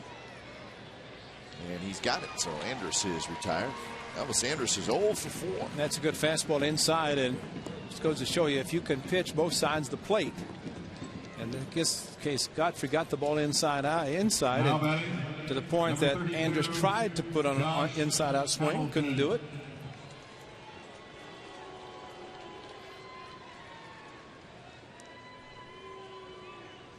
So one more guy to get, or two more guys to get. Starts with Hamilton, who is 2 for 3.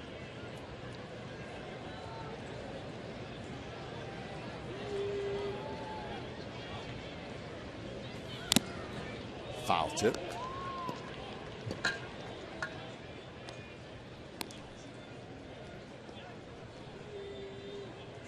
So 0-1 to Hamilton. Hamilton with 91 RBI, so I'm sure he'd like to make a run at 100.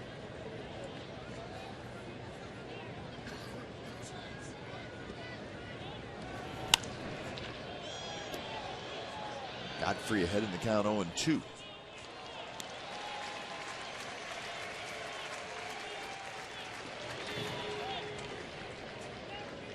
Did the youngster make the play? Dad did. What a story that will be. That's right. As the story goes on, it's going to be the youngster made the play. Another foul ball by Hamilton.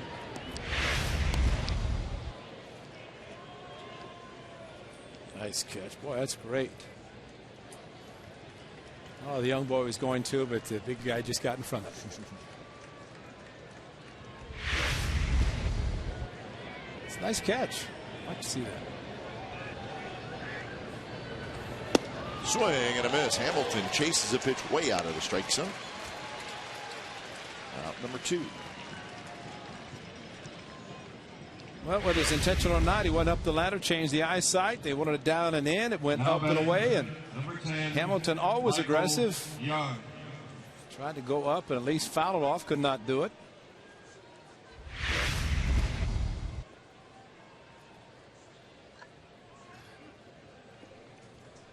So Hamilton 2 for 4.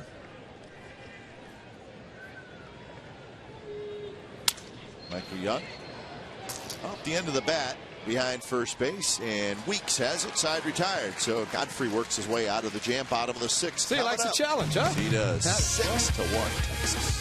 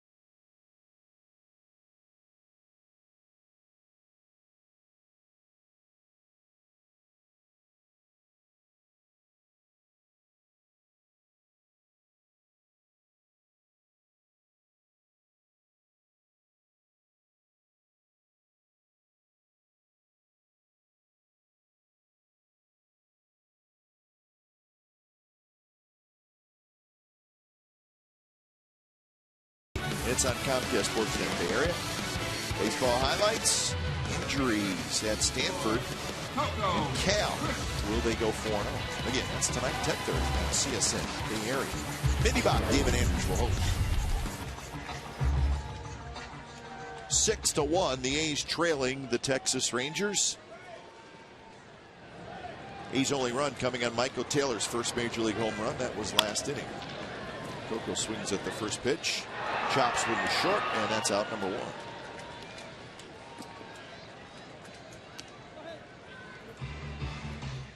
So Coco Crisp is 0 for 3, and that'll bring up Hideki Matsui. Now batting, left fielder, number 55, Hideki Matsui. 84 pitches for Holland through 5 1/3.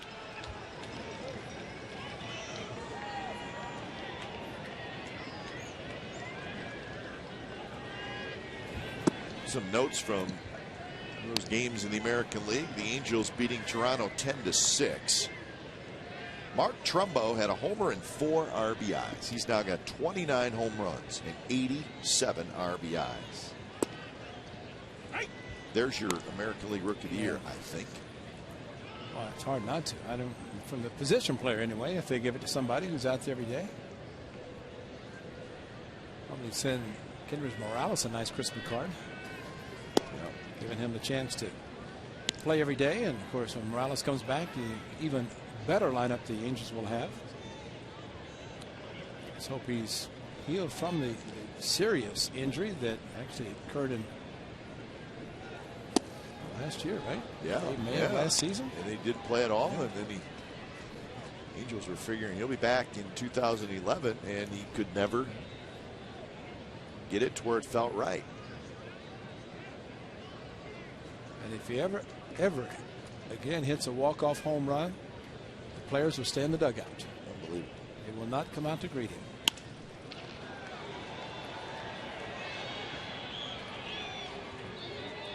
The Yankees shut out the Rays 5-0.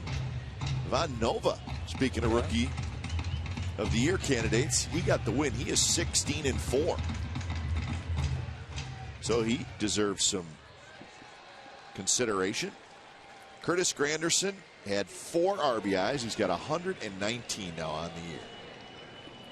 So the Yankees inch closer to a postseason berth. Well, with all the players and the great offensive numbers they're putting up this season. Holland throws. A's Baseball on Comcast Sportsnet California is brought to you by Jack in the Box. For a limited time, Jack's Really Big Chicken Sandwich combo is back for only $3.99 plus tax. It's at participating restaurants. You were saying, right? Well, with the offensive players putting up big numbers, and Verlander, as we noted in the series just concluded over the weekend, there's 24 wins, and it's going to be a tough offseason for the voters. Oh, big time. Just because you're going to have to pick an MVP. Do you go with Verlander, the pitcher, because he has been the Tigers? Where would they be without him? And of course, Granderson, as you mentioned, Cano, Shera, even Trumbo. I mean, look what he's done from a rookie standpoint. And you look at him as a rookie, but also numbers from the MVP standpoint. Center of the diamond, and Beltre has it. Side retired. So a 3-up, 3-down inning for Holland. 7th inning coming up. 6-1 Texas.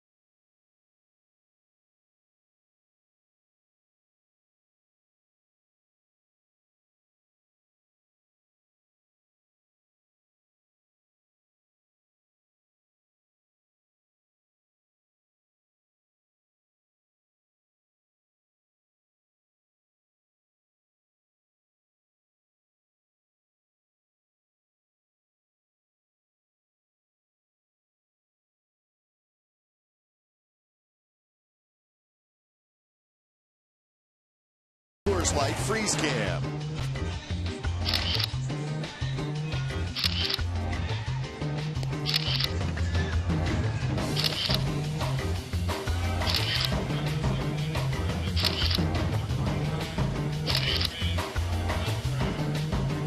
Coors Light Freeze Cam is brought to you by Frost Brewed Coors Light. It's the world's most refreshing beer.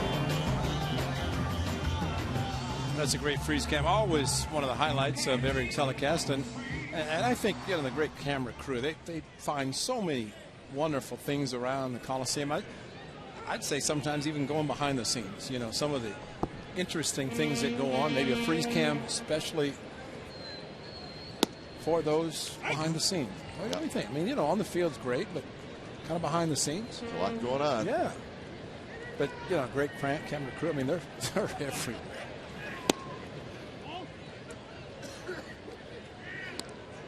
Beltre, the hitter, and followed by Napoli and Murphy here in the 7th inning.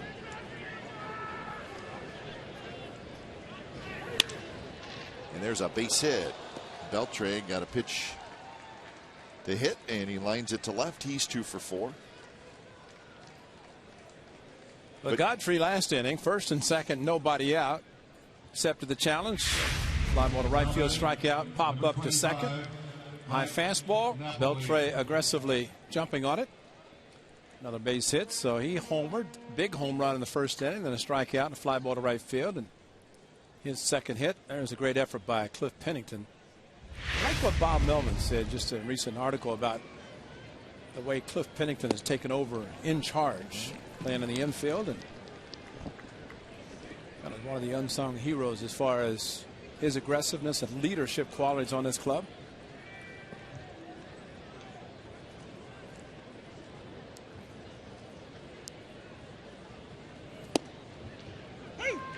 Pitch there, and it's 0-2.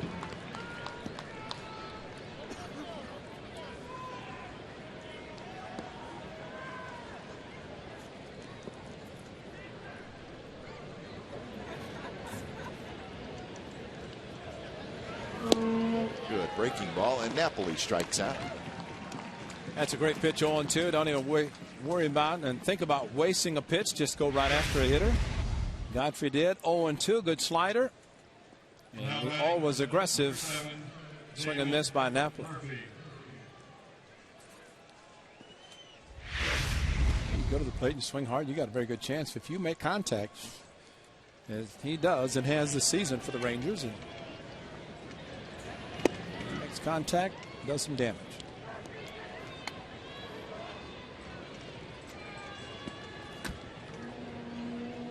Murphy's 1 for 3 with a double.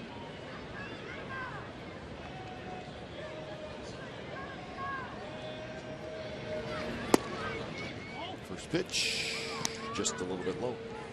Second pitch, make it 2-0 to Murphy. I think that's a little Todd Tischer. Yeah. Like a very good changeup, good location.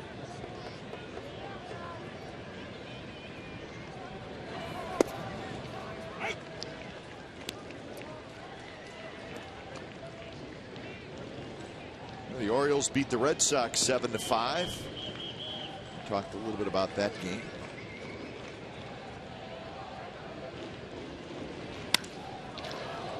Coco Crisp on the move. He will get there, and he makes the catch in deep left center field. 2 outs.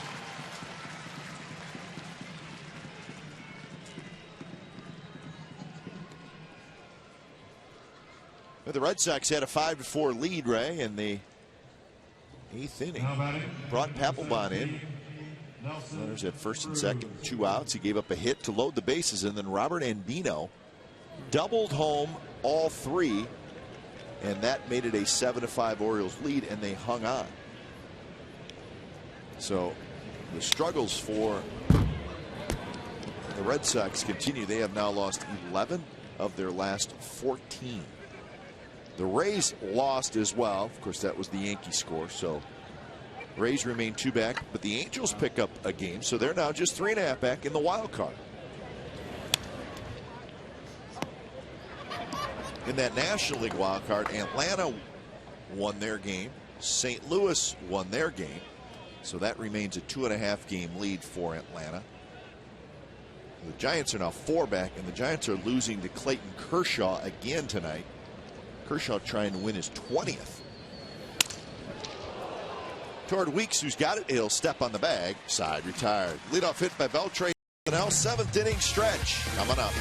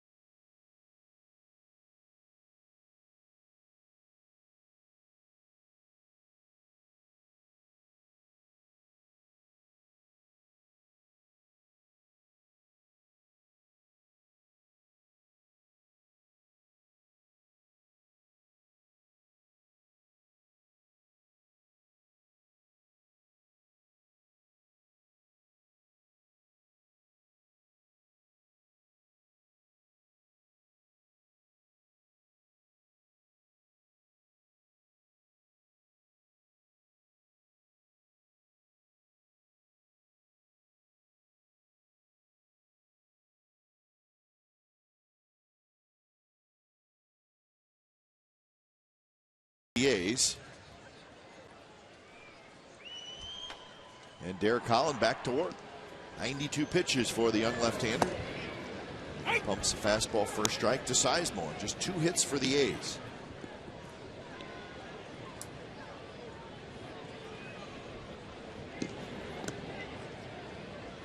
The White Sox and the Indians played a doubleheader today. Cleveland won game 1 4-3. White Sox won game 2 5-4. Yesterday on the off day, the Mariners stopped by Cleveland on the way to Minneapolis and played a makeup game. And got rained on. All through the game, a blowout by the Mariners. And it's one of those games that if you wait to the end of the season, it's unnecessary. But I guess since they were going to be in the Twin Cities for a series, which Seattle was at Twin Cities, they won tonight. Seattle won 5-4. Mike Carp went 5 for 5. Strike 3 called to Sizemore. 5th strikeout for Derek Holland.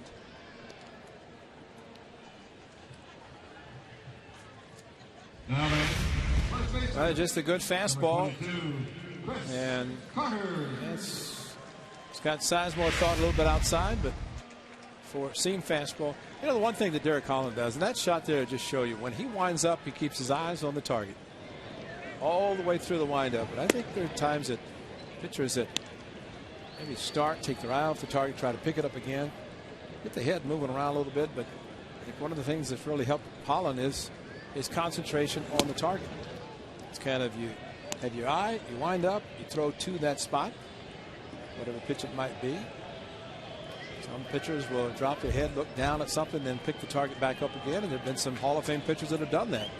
I think there are some that whenever they start, take their eye off the target and try to pick it up again. If the head's moving too much, maybe they don't pick it up. But it's worked for Holland as he's trying to pick up his 15th. His eyes right on Mike Napoli's mitt. There you go. Take a look at it. Concentration, even in the windup. They never leave the target. Great shot, guys. That's perfect. In ultra mode, even follow through. Like, what do I think about with Boston? Okajima. He looks down, doesn't even look at his target. He throws strikes.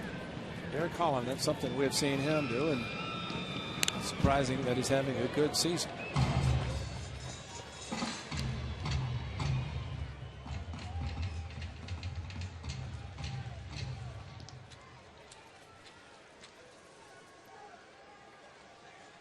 Three and two to Chris Carter, who is 0 for 2. Double play grounder and a fly ball to right. Swing and a miss. So 2 outs, a couple of strikeouts here in the 7th. Well, visit Facebook.com/Baseball Hall and vote for Bill King, who broadcast A's game for 25 seasons. We want him to be this year's recipient of the Ford C. Frick Award. The top 3 fan selections from votes tallied at the site will appear on the final 10-name ballot for the award. Voting concludes September 30th. Maybe send those cards and letters on the way also about the Bay Area Sports Hall of Fame. Let's find out he wasn't in that. So get him in both. He was great in the movie Moneyball. That was probably the highlight from my standpoint. I mean, there are a lot of great things about the movie, but the 20th game, the A's won. So much of Bill King actually throughout the movie is his calls of the games, but especially in the 20th consecutive win. Here are all the great calls. One and only Bill King. Ward starts to throw for the A's. Kurt Suzuki down in the count 0-2. Chases a high fastball. Holland strikes out the side. He's rolling. He's retired 7 in a row. 8th inning coming up.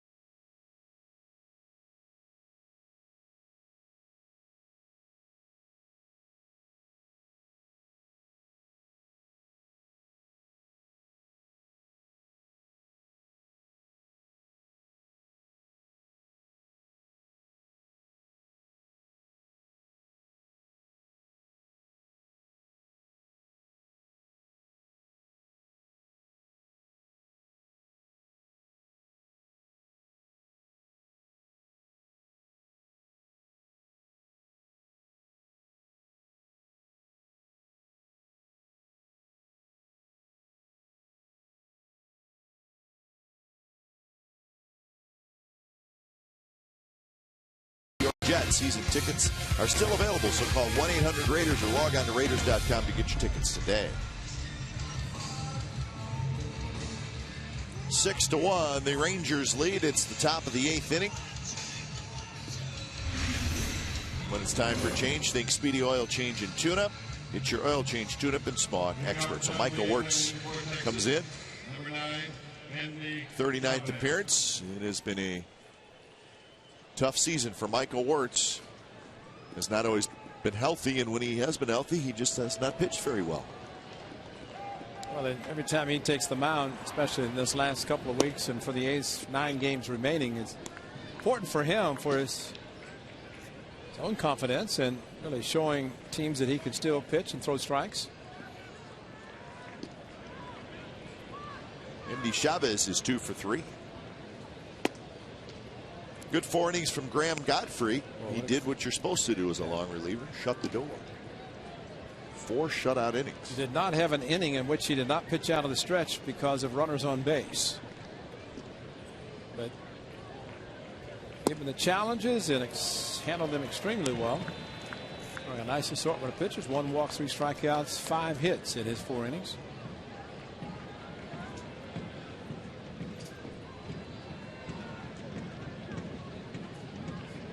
Kinsler will be next, and then Elvis Andrus.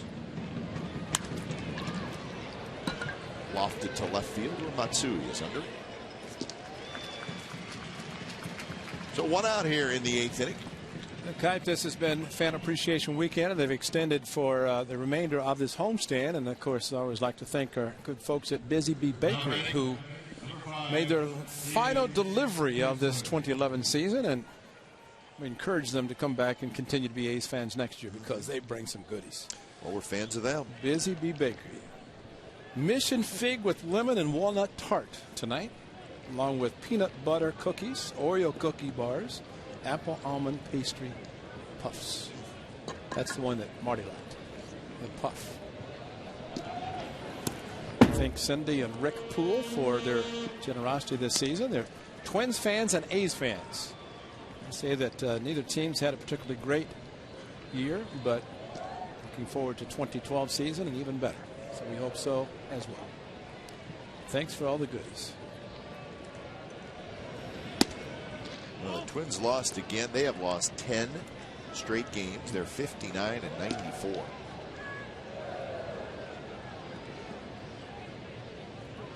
Hard to believe. That is very hard. Ron Gardenhire team, but they have had a lot of injuries. Just never really. They had one stretch in which they looked like they were making a comeback and then kind of fell apart again. Mikey Thalbert, there he is. He's waiting to try to see what's going to happen and hope he doesn't have to clean up the clubhouse again. Mikey leaning over made his way out of the clubhouse. Talk about behind the scenes.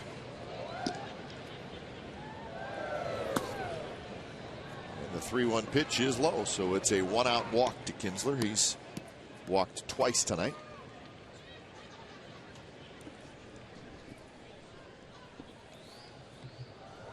Now batting, number 1, Elvis Andrus. Here's Elvis Andrus. Yeah, Mikey's thinking, listen, one celebration, all right, fine. I know it's a possibility every year. 2 would just flat be unfair. Well, after the Friday night game went down into, as Jonah Hill said, the bowels of the Coliseum, down stairs, you could smell the smell of champagne and cigars. Celebration of the Detroit Tigers in the visiting clubhouse here at the Coliseum on Friday night. But Mikey said, I asked him how the cleanup was. He said for the first time, and he's had celebrations over there. Nobody likes to see him because that means the visiting team come to the Coliseum, but he put plastic down on the floor. He said, I've never done that before, but he said it worked perfectly because everything, he covered the lockers with plastic, but put plastic on the floors, taped the seams of the floor and the carpet, and it was just kind of wrapped up all the plastic, threw it away, and things were ready to go for Saturday. So I guess you've been around as long as Mikey has, you think of new things. Well, I'm glad it worked. Yeah. We'd just like to have Steve Vucinich on the home side have to start worrying about it. That's been a while. Celebrations down there.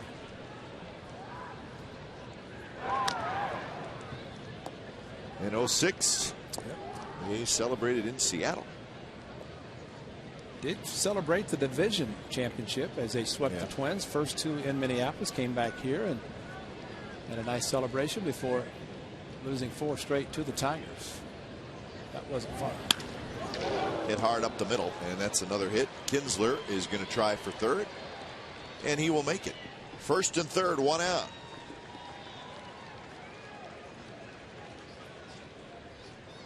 So Andrus gets his first hit, and that gives him a 13-game hitting streak. Well, the high slider right back up the middle is a hanger. There's no doubt. As Michael Wirtz got ahead, but that did not help, and Bob Melvin's going to the mound with the lefty Jerry Blevins loosening up, and that's big because Andrus, with the single, sent Kinsler hustling over to third base. So we'll be back. First and third, 1 out.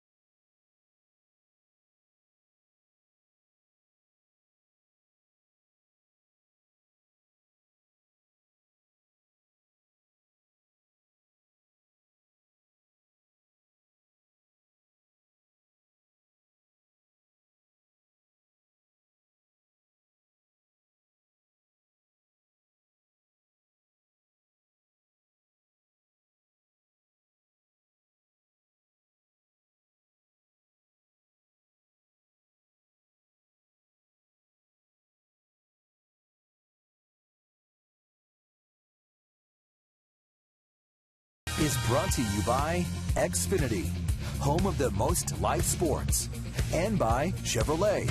Go to ChevyBaseball.com to support youth baseball and help make a moment kids will never forget. A's bring in the lefty Jerry Blevins to face Hamilton. First and third, 1 out. Speaking of challenges, here's a big one for Jerry Blevins. Good fastball, good curveball. Drop down occasionally.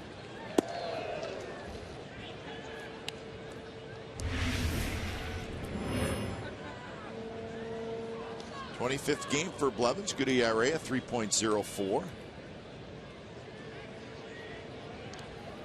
Pitching a little bit more lately.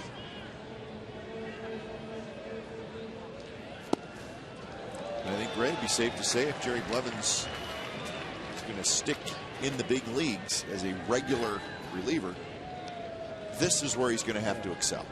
Exactly. Pretty simple. And we'll talk about specialists, lefties especially, and if you're left-handed, you can get lefties out, and I say that because I think it should be easy, but at times doesn't really always work. And look at Brian Fuentes, he can get lefties out, but look at the success he's had against righties. Not hit his changeup, sneaky fastball. Well, and the lefty you're trying to get out late in the game is usually a very good hitter. Third place hitter, which is usually the best. You're right. 1-2. Swing and a miss with a breaking ball. Blevins does his job. Well, he went hard slider, and then they finished him. Look how slowly this ball is thrown. The big old Uncle Charlie, and out of the strike zone. Flailing at it is Josh Hamilton. Could not make contact, which really, with his speed, it's going to be tough to double him up anyway. So to get a strikeout, that is really big for Jerry Blevins.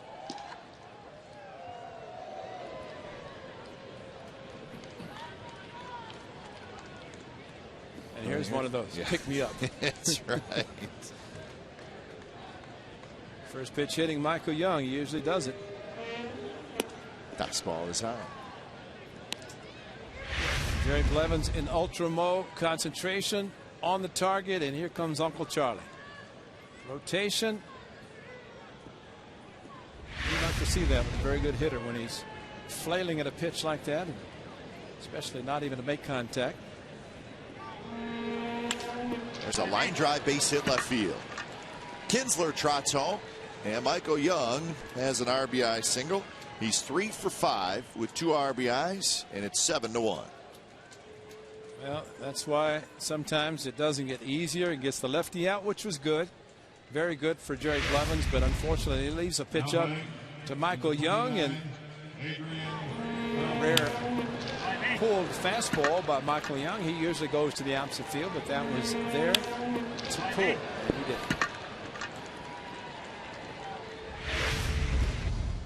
So Michael Young now 104 RBIs on the year. And here's Beltran. Swing and a miss. 7 runs on 14 hits.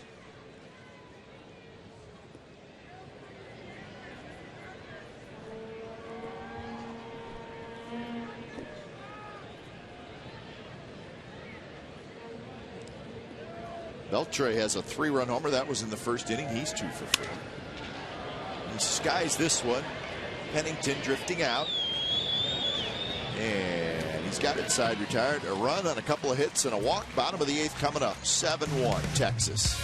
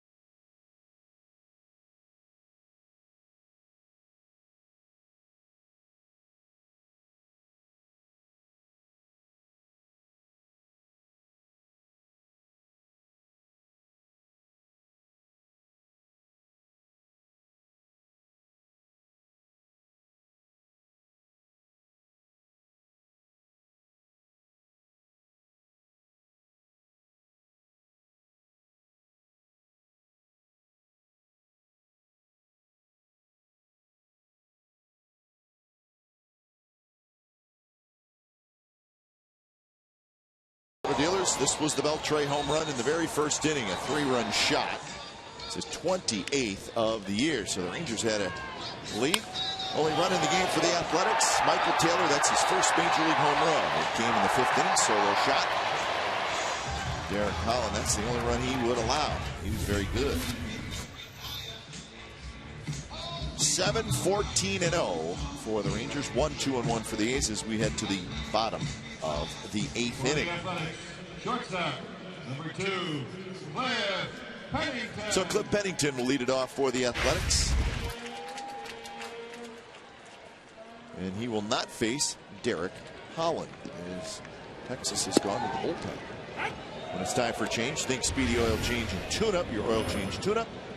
And Smog experts. Mark Lowe, hard-throwing right-hander, comes in. So Derek Holland goes 7 innings. And Lowe here in the 8th. Holland finished his 7th, striking out the side. Topped out with a 95-mile-an-hour fastball to Chris Carter on 3-2. And oh, by the way, Chris Carter did not get the same changeup that Michael Taylor did. He threw him the 95-mile-an-hour fastball and threw it by him. Lowe comes in, throws just as hard, except he's right-handed. Taylor will remember the name Derek Holland for a while. Forever. Pitch to Pennington, just a bit inside. 97 miles an hour from Mark Lowe. That's not sneaky either. That's just a flat-out fastball. Well, Lowe came over in the Cliff Lee trade from the Seattle Mariners last year. Well, he's always had a good arm, had some arm problems. But didn't stay healthy there. This one's popped up. Shallow. Hamilton's there. And there's out number 1. So the A's just cannot get anything going. 8 in a row have been retired since the Taylor home run, and they only have 2 hits. Now batting, right fielder, number 23, Michael Taylor. So here's Taylor.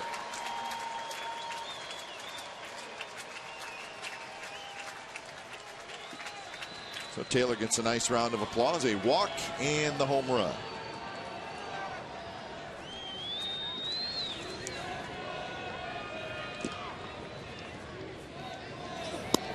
One of the encouraging things for Taylor this year was that the power numbers were up this year. He had 16 home runs in 93 games for Sacramento.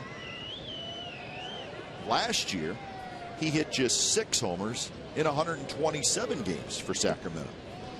Certainly the A's would like to see him hit home runs, and maybe he's starting to learn how to do that.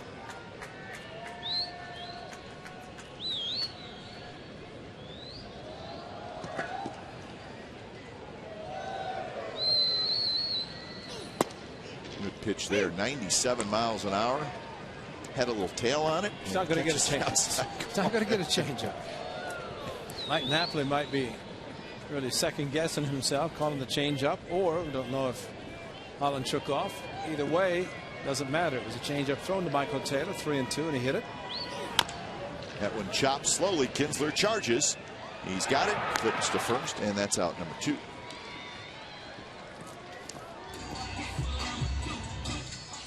So Taylor's retired, and we'll head back to the top of the order in Jemile Weeks. Now batting, second baseman, number 19, Jemile Weeks. Weeks is looking for his first hit.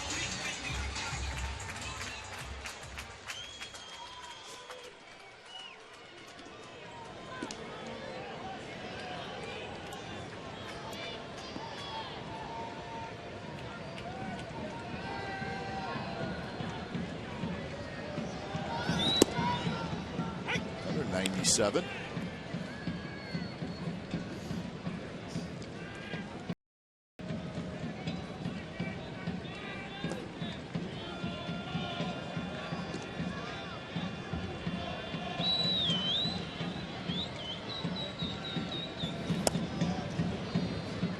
So 0-2, fastball and then something off speed, and that was pretty good back-to-back combination.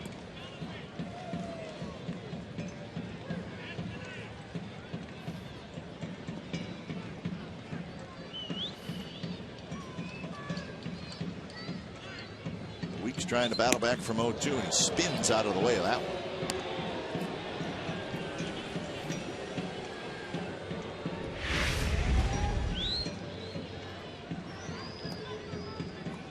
And Josh Willingham got his feet knocked out from under, and this is about shoulder high to Jamal Weeks.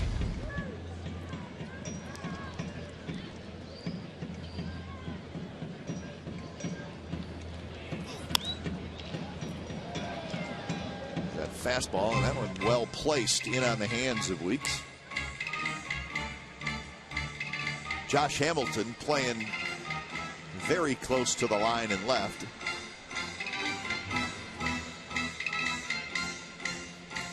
But it's the same spot for Hideki Matsui, which is surprising, but that's the way they've been pitching Matsui tonight. At least Holland, the left-hander. The base hit in the first inning. In that direction, the A's only have two. A single by Matsui, the home run by Taylor.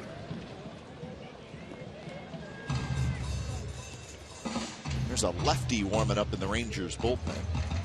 Looks like number 44, Michael Kirkman.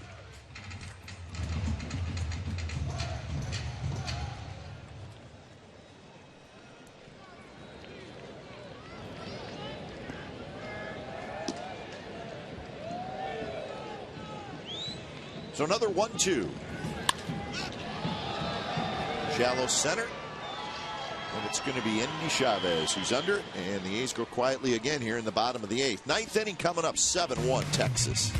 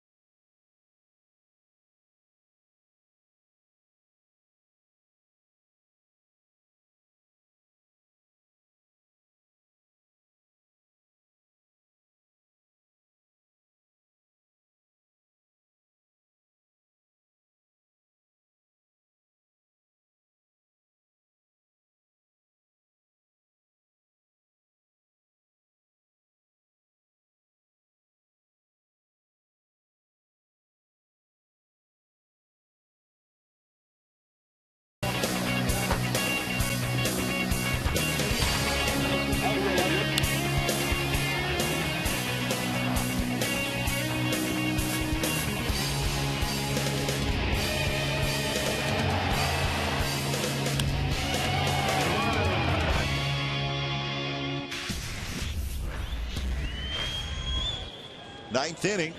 The Rangers will send up Napoli, Murphy, and Cruz. They lead 7-1 over the Athletics. These have a new pitcher, and it's the right-hander Neil Wagner. When it's time for change, think Speedy Oil Change and Tune-Up. Oil Change, Tune-Up, and Smog experts.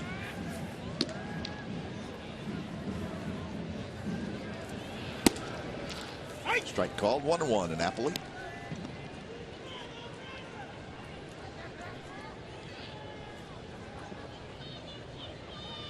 Napoli is 2 for 3. A couple of singles, a walk. He's got an RBI. Shoots that one foul.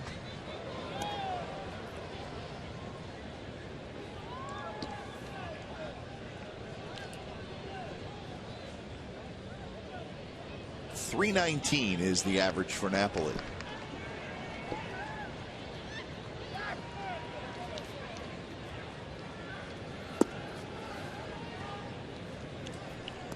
Neil Wagner, it was a week ago tonight when he last pitched.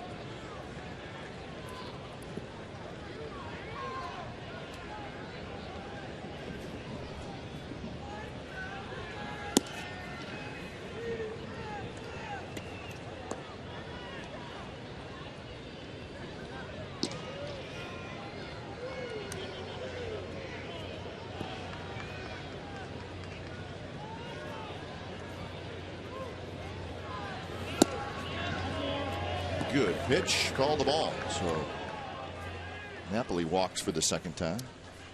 2012 A's ticket plans are now on sale. By securing an A's ticket plan, you're guaranteed to lock in a discounted rate on the best seats for all the biggest games. Next year's schedule is highlighted by the annual Bay Bridge Series, as well as 2 visits each from the Yankees and the Red Sox. Lock in and save today. For more information, call 510-638-GO-ACE or visit oaklandathletics.com/2012. So here's Murphy. Murphy is 1 for 4.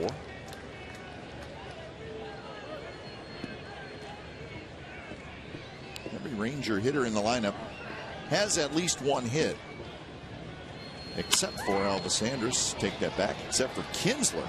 But Kinsler's walked twice and scored a run.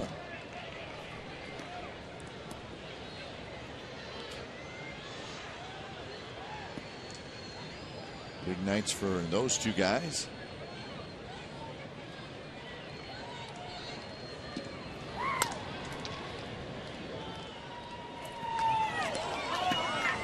So 0-2 to Murphy. Well, it's one of those, sometimes you can look at teams that have success, share the spotlight. Just a matter of who's going to star on a particular night.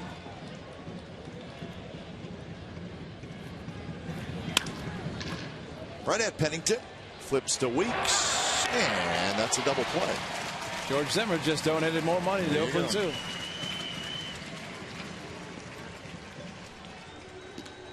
Tailor-made routine. Nicely done by Pennington to Weeks. Caught the ball first. Nice feet underhand. Across the bag goes Weeks, and in straight to the bag was Napoli. Napoli could have gone inside, but maybe it already committed, and that's why at second base, if you're a second baseman, you have different moves, so you're not tipping to the runner. Exactly where you're going to be ending up after you catch the ball and throwing.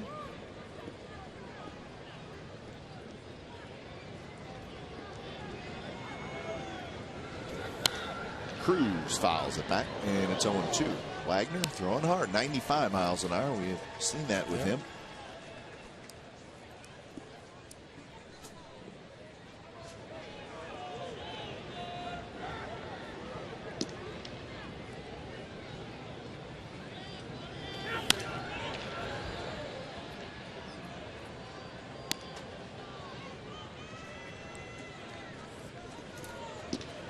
A's will have Chris, Matsui, and Willingham, and hopefully more in the bottom of the ninth, trailing 7-1.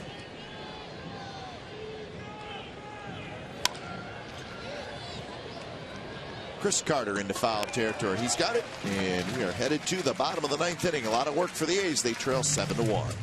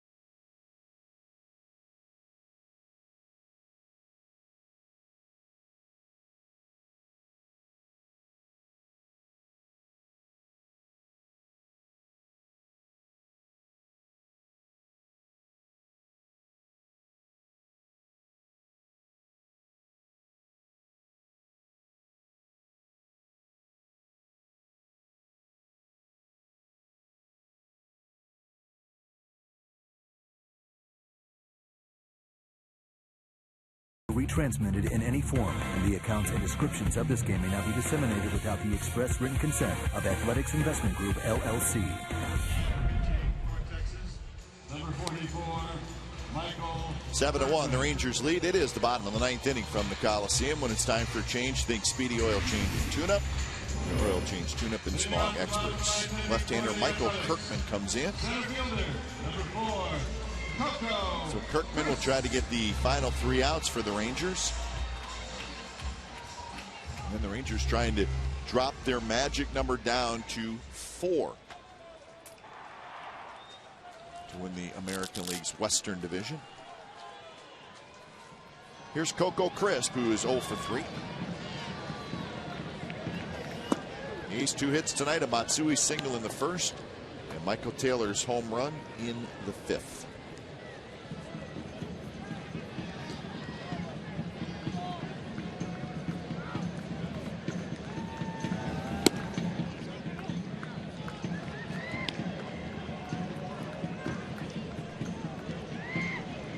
Ground out, strikeout, ground out for Crisp.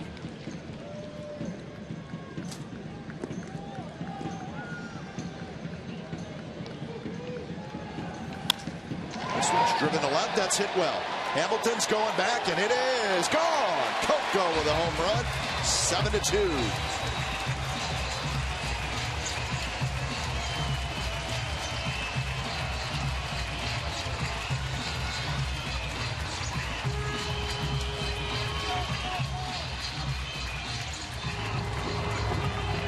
So number 8 for Coco Crisp.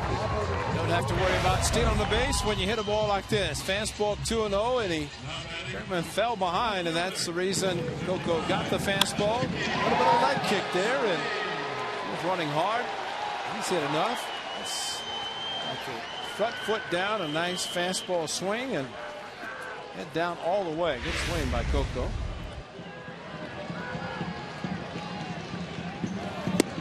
First pitch to Matsui, just a bit inside. If he can get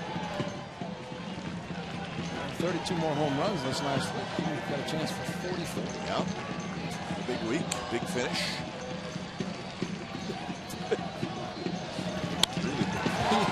That one's hit to right, but in the ballpark. Murphy to his right. Well, Coco usually has a minimal stride, but this time he just looked like he knew he was going to get a fastball. He did. 3-2-0, and he was up in the seats, not just over the jagged edge. The ball goes just over the edge. He might have had some visitors down there.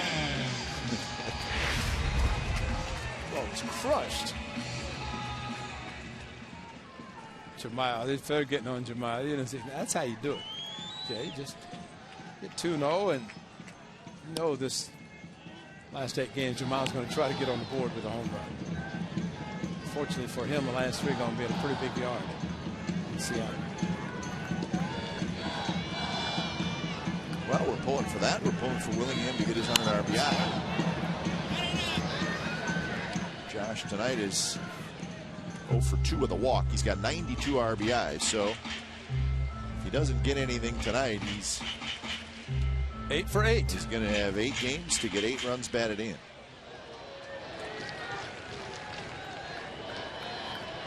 But regardless, he's had a tremendous season in his first for the A's, first in the American League.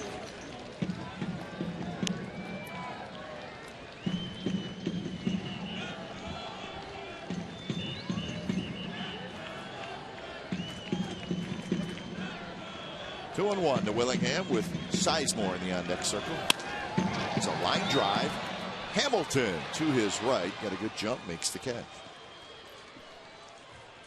So 2 outs. Make sure you join us tomorrow. The A's continue this 3-game series against the Rangers.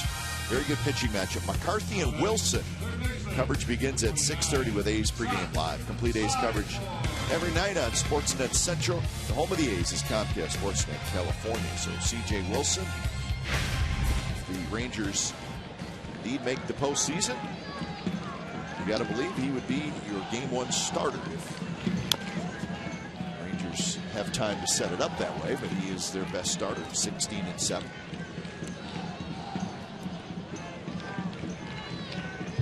Oh, 1 to Sizemore.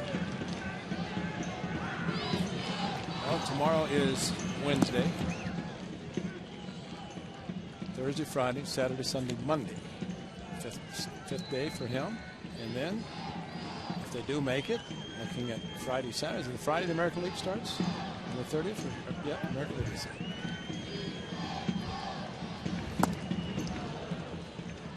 So you could start him, and if the division is wrapped up, 50, 60, 70 pitch, something like that. Of course, we're managing for Ron Washington right now. I think Wash has it pretty well under control.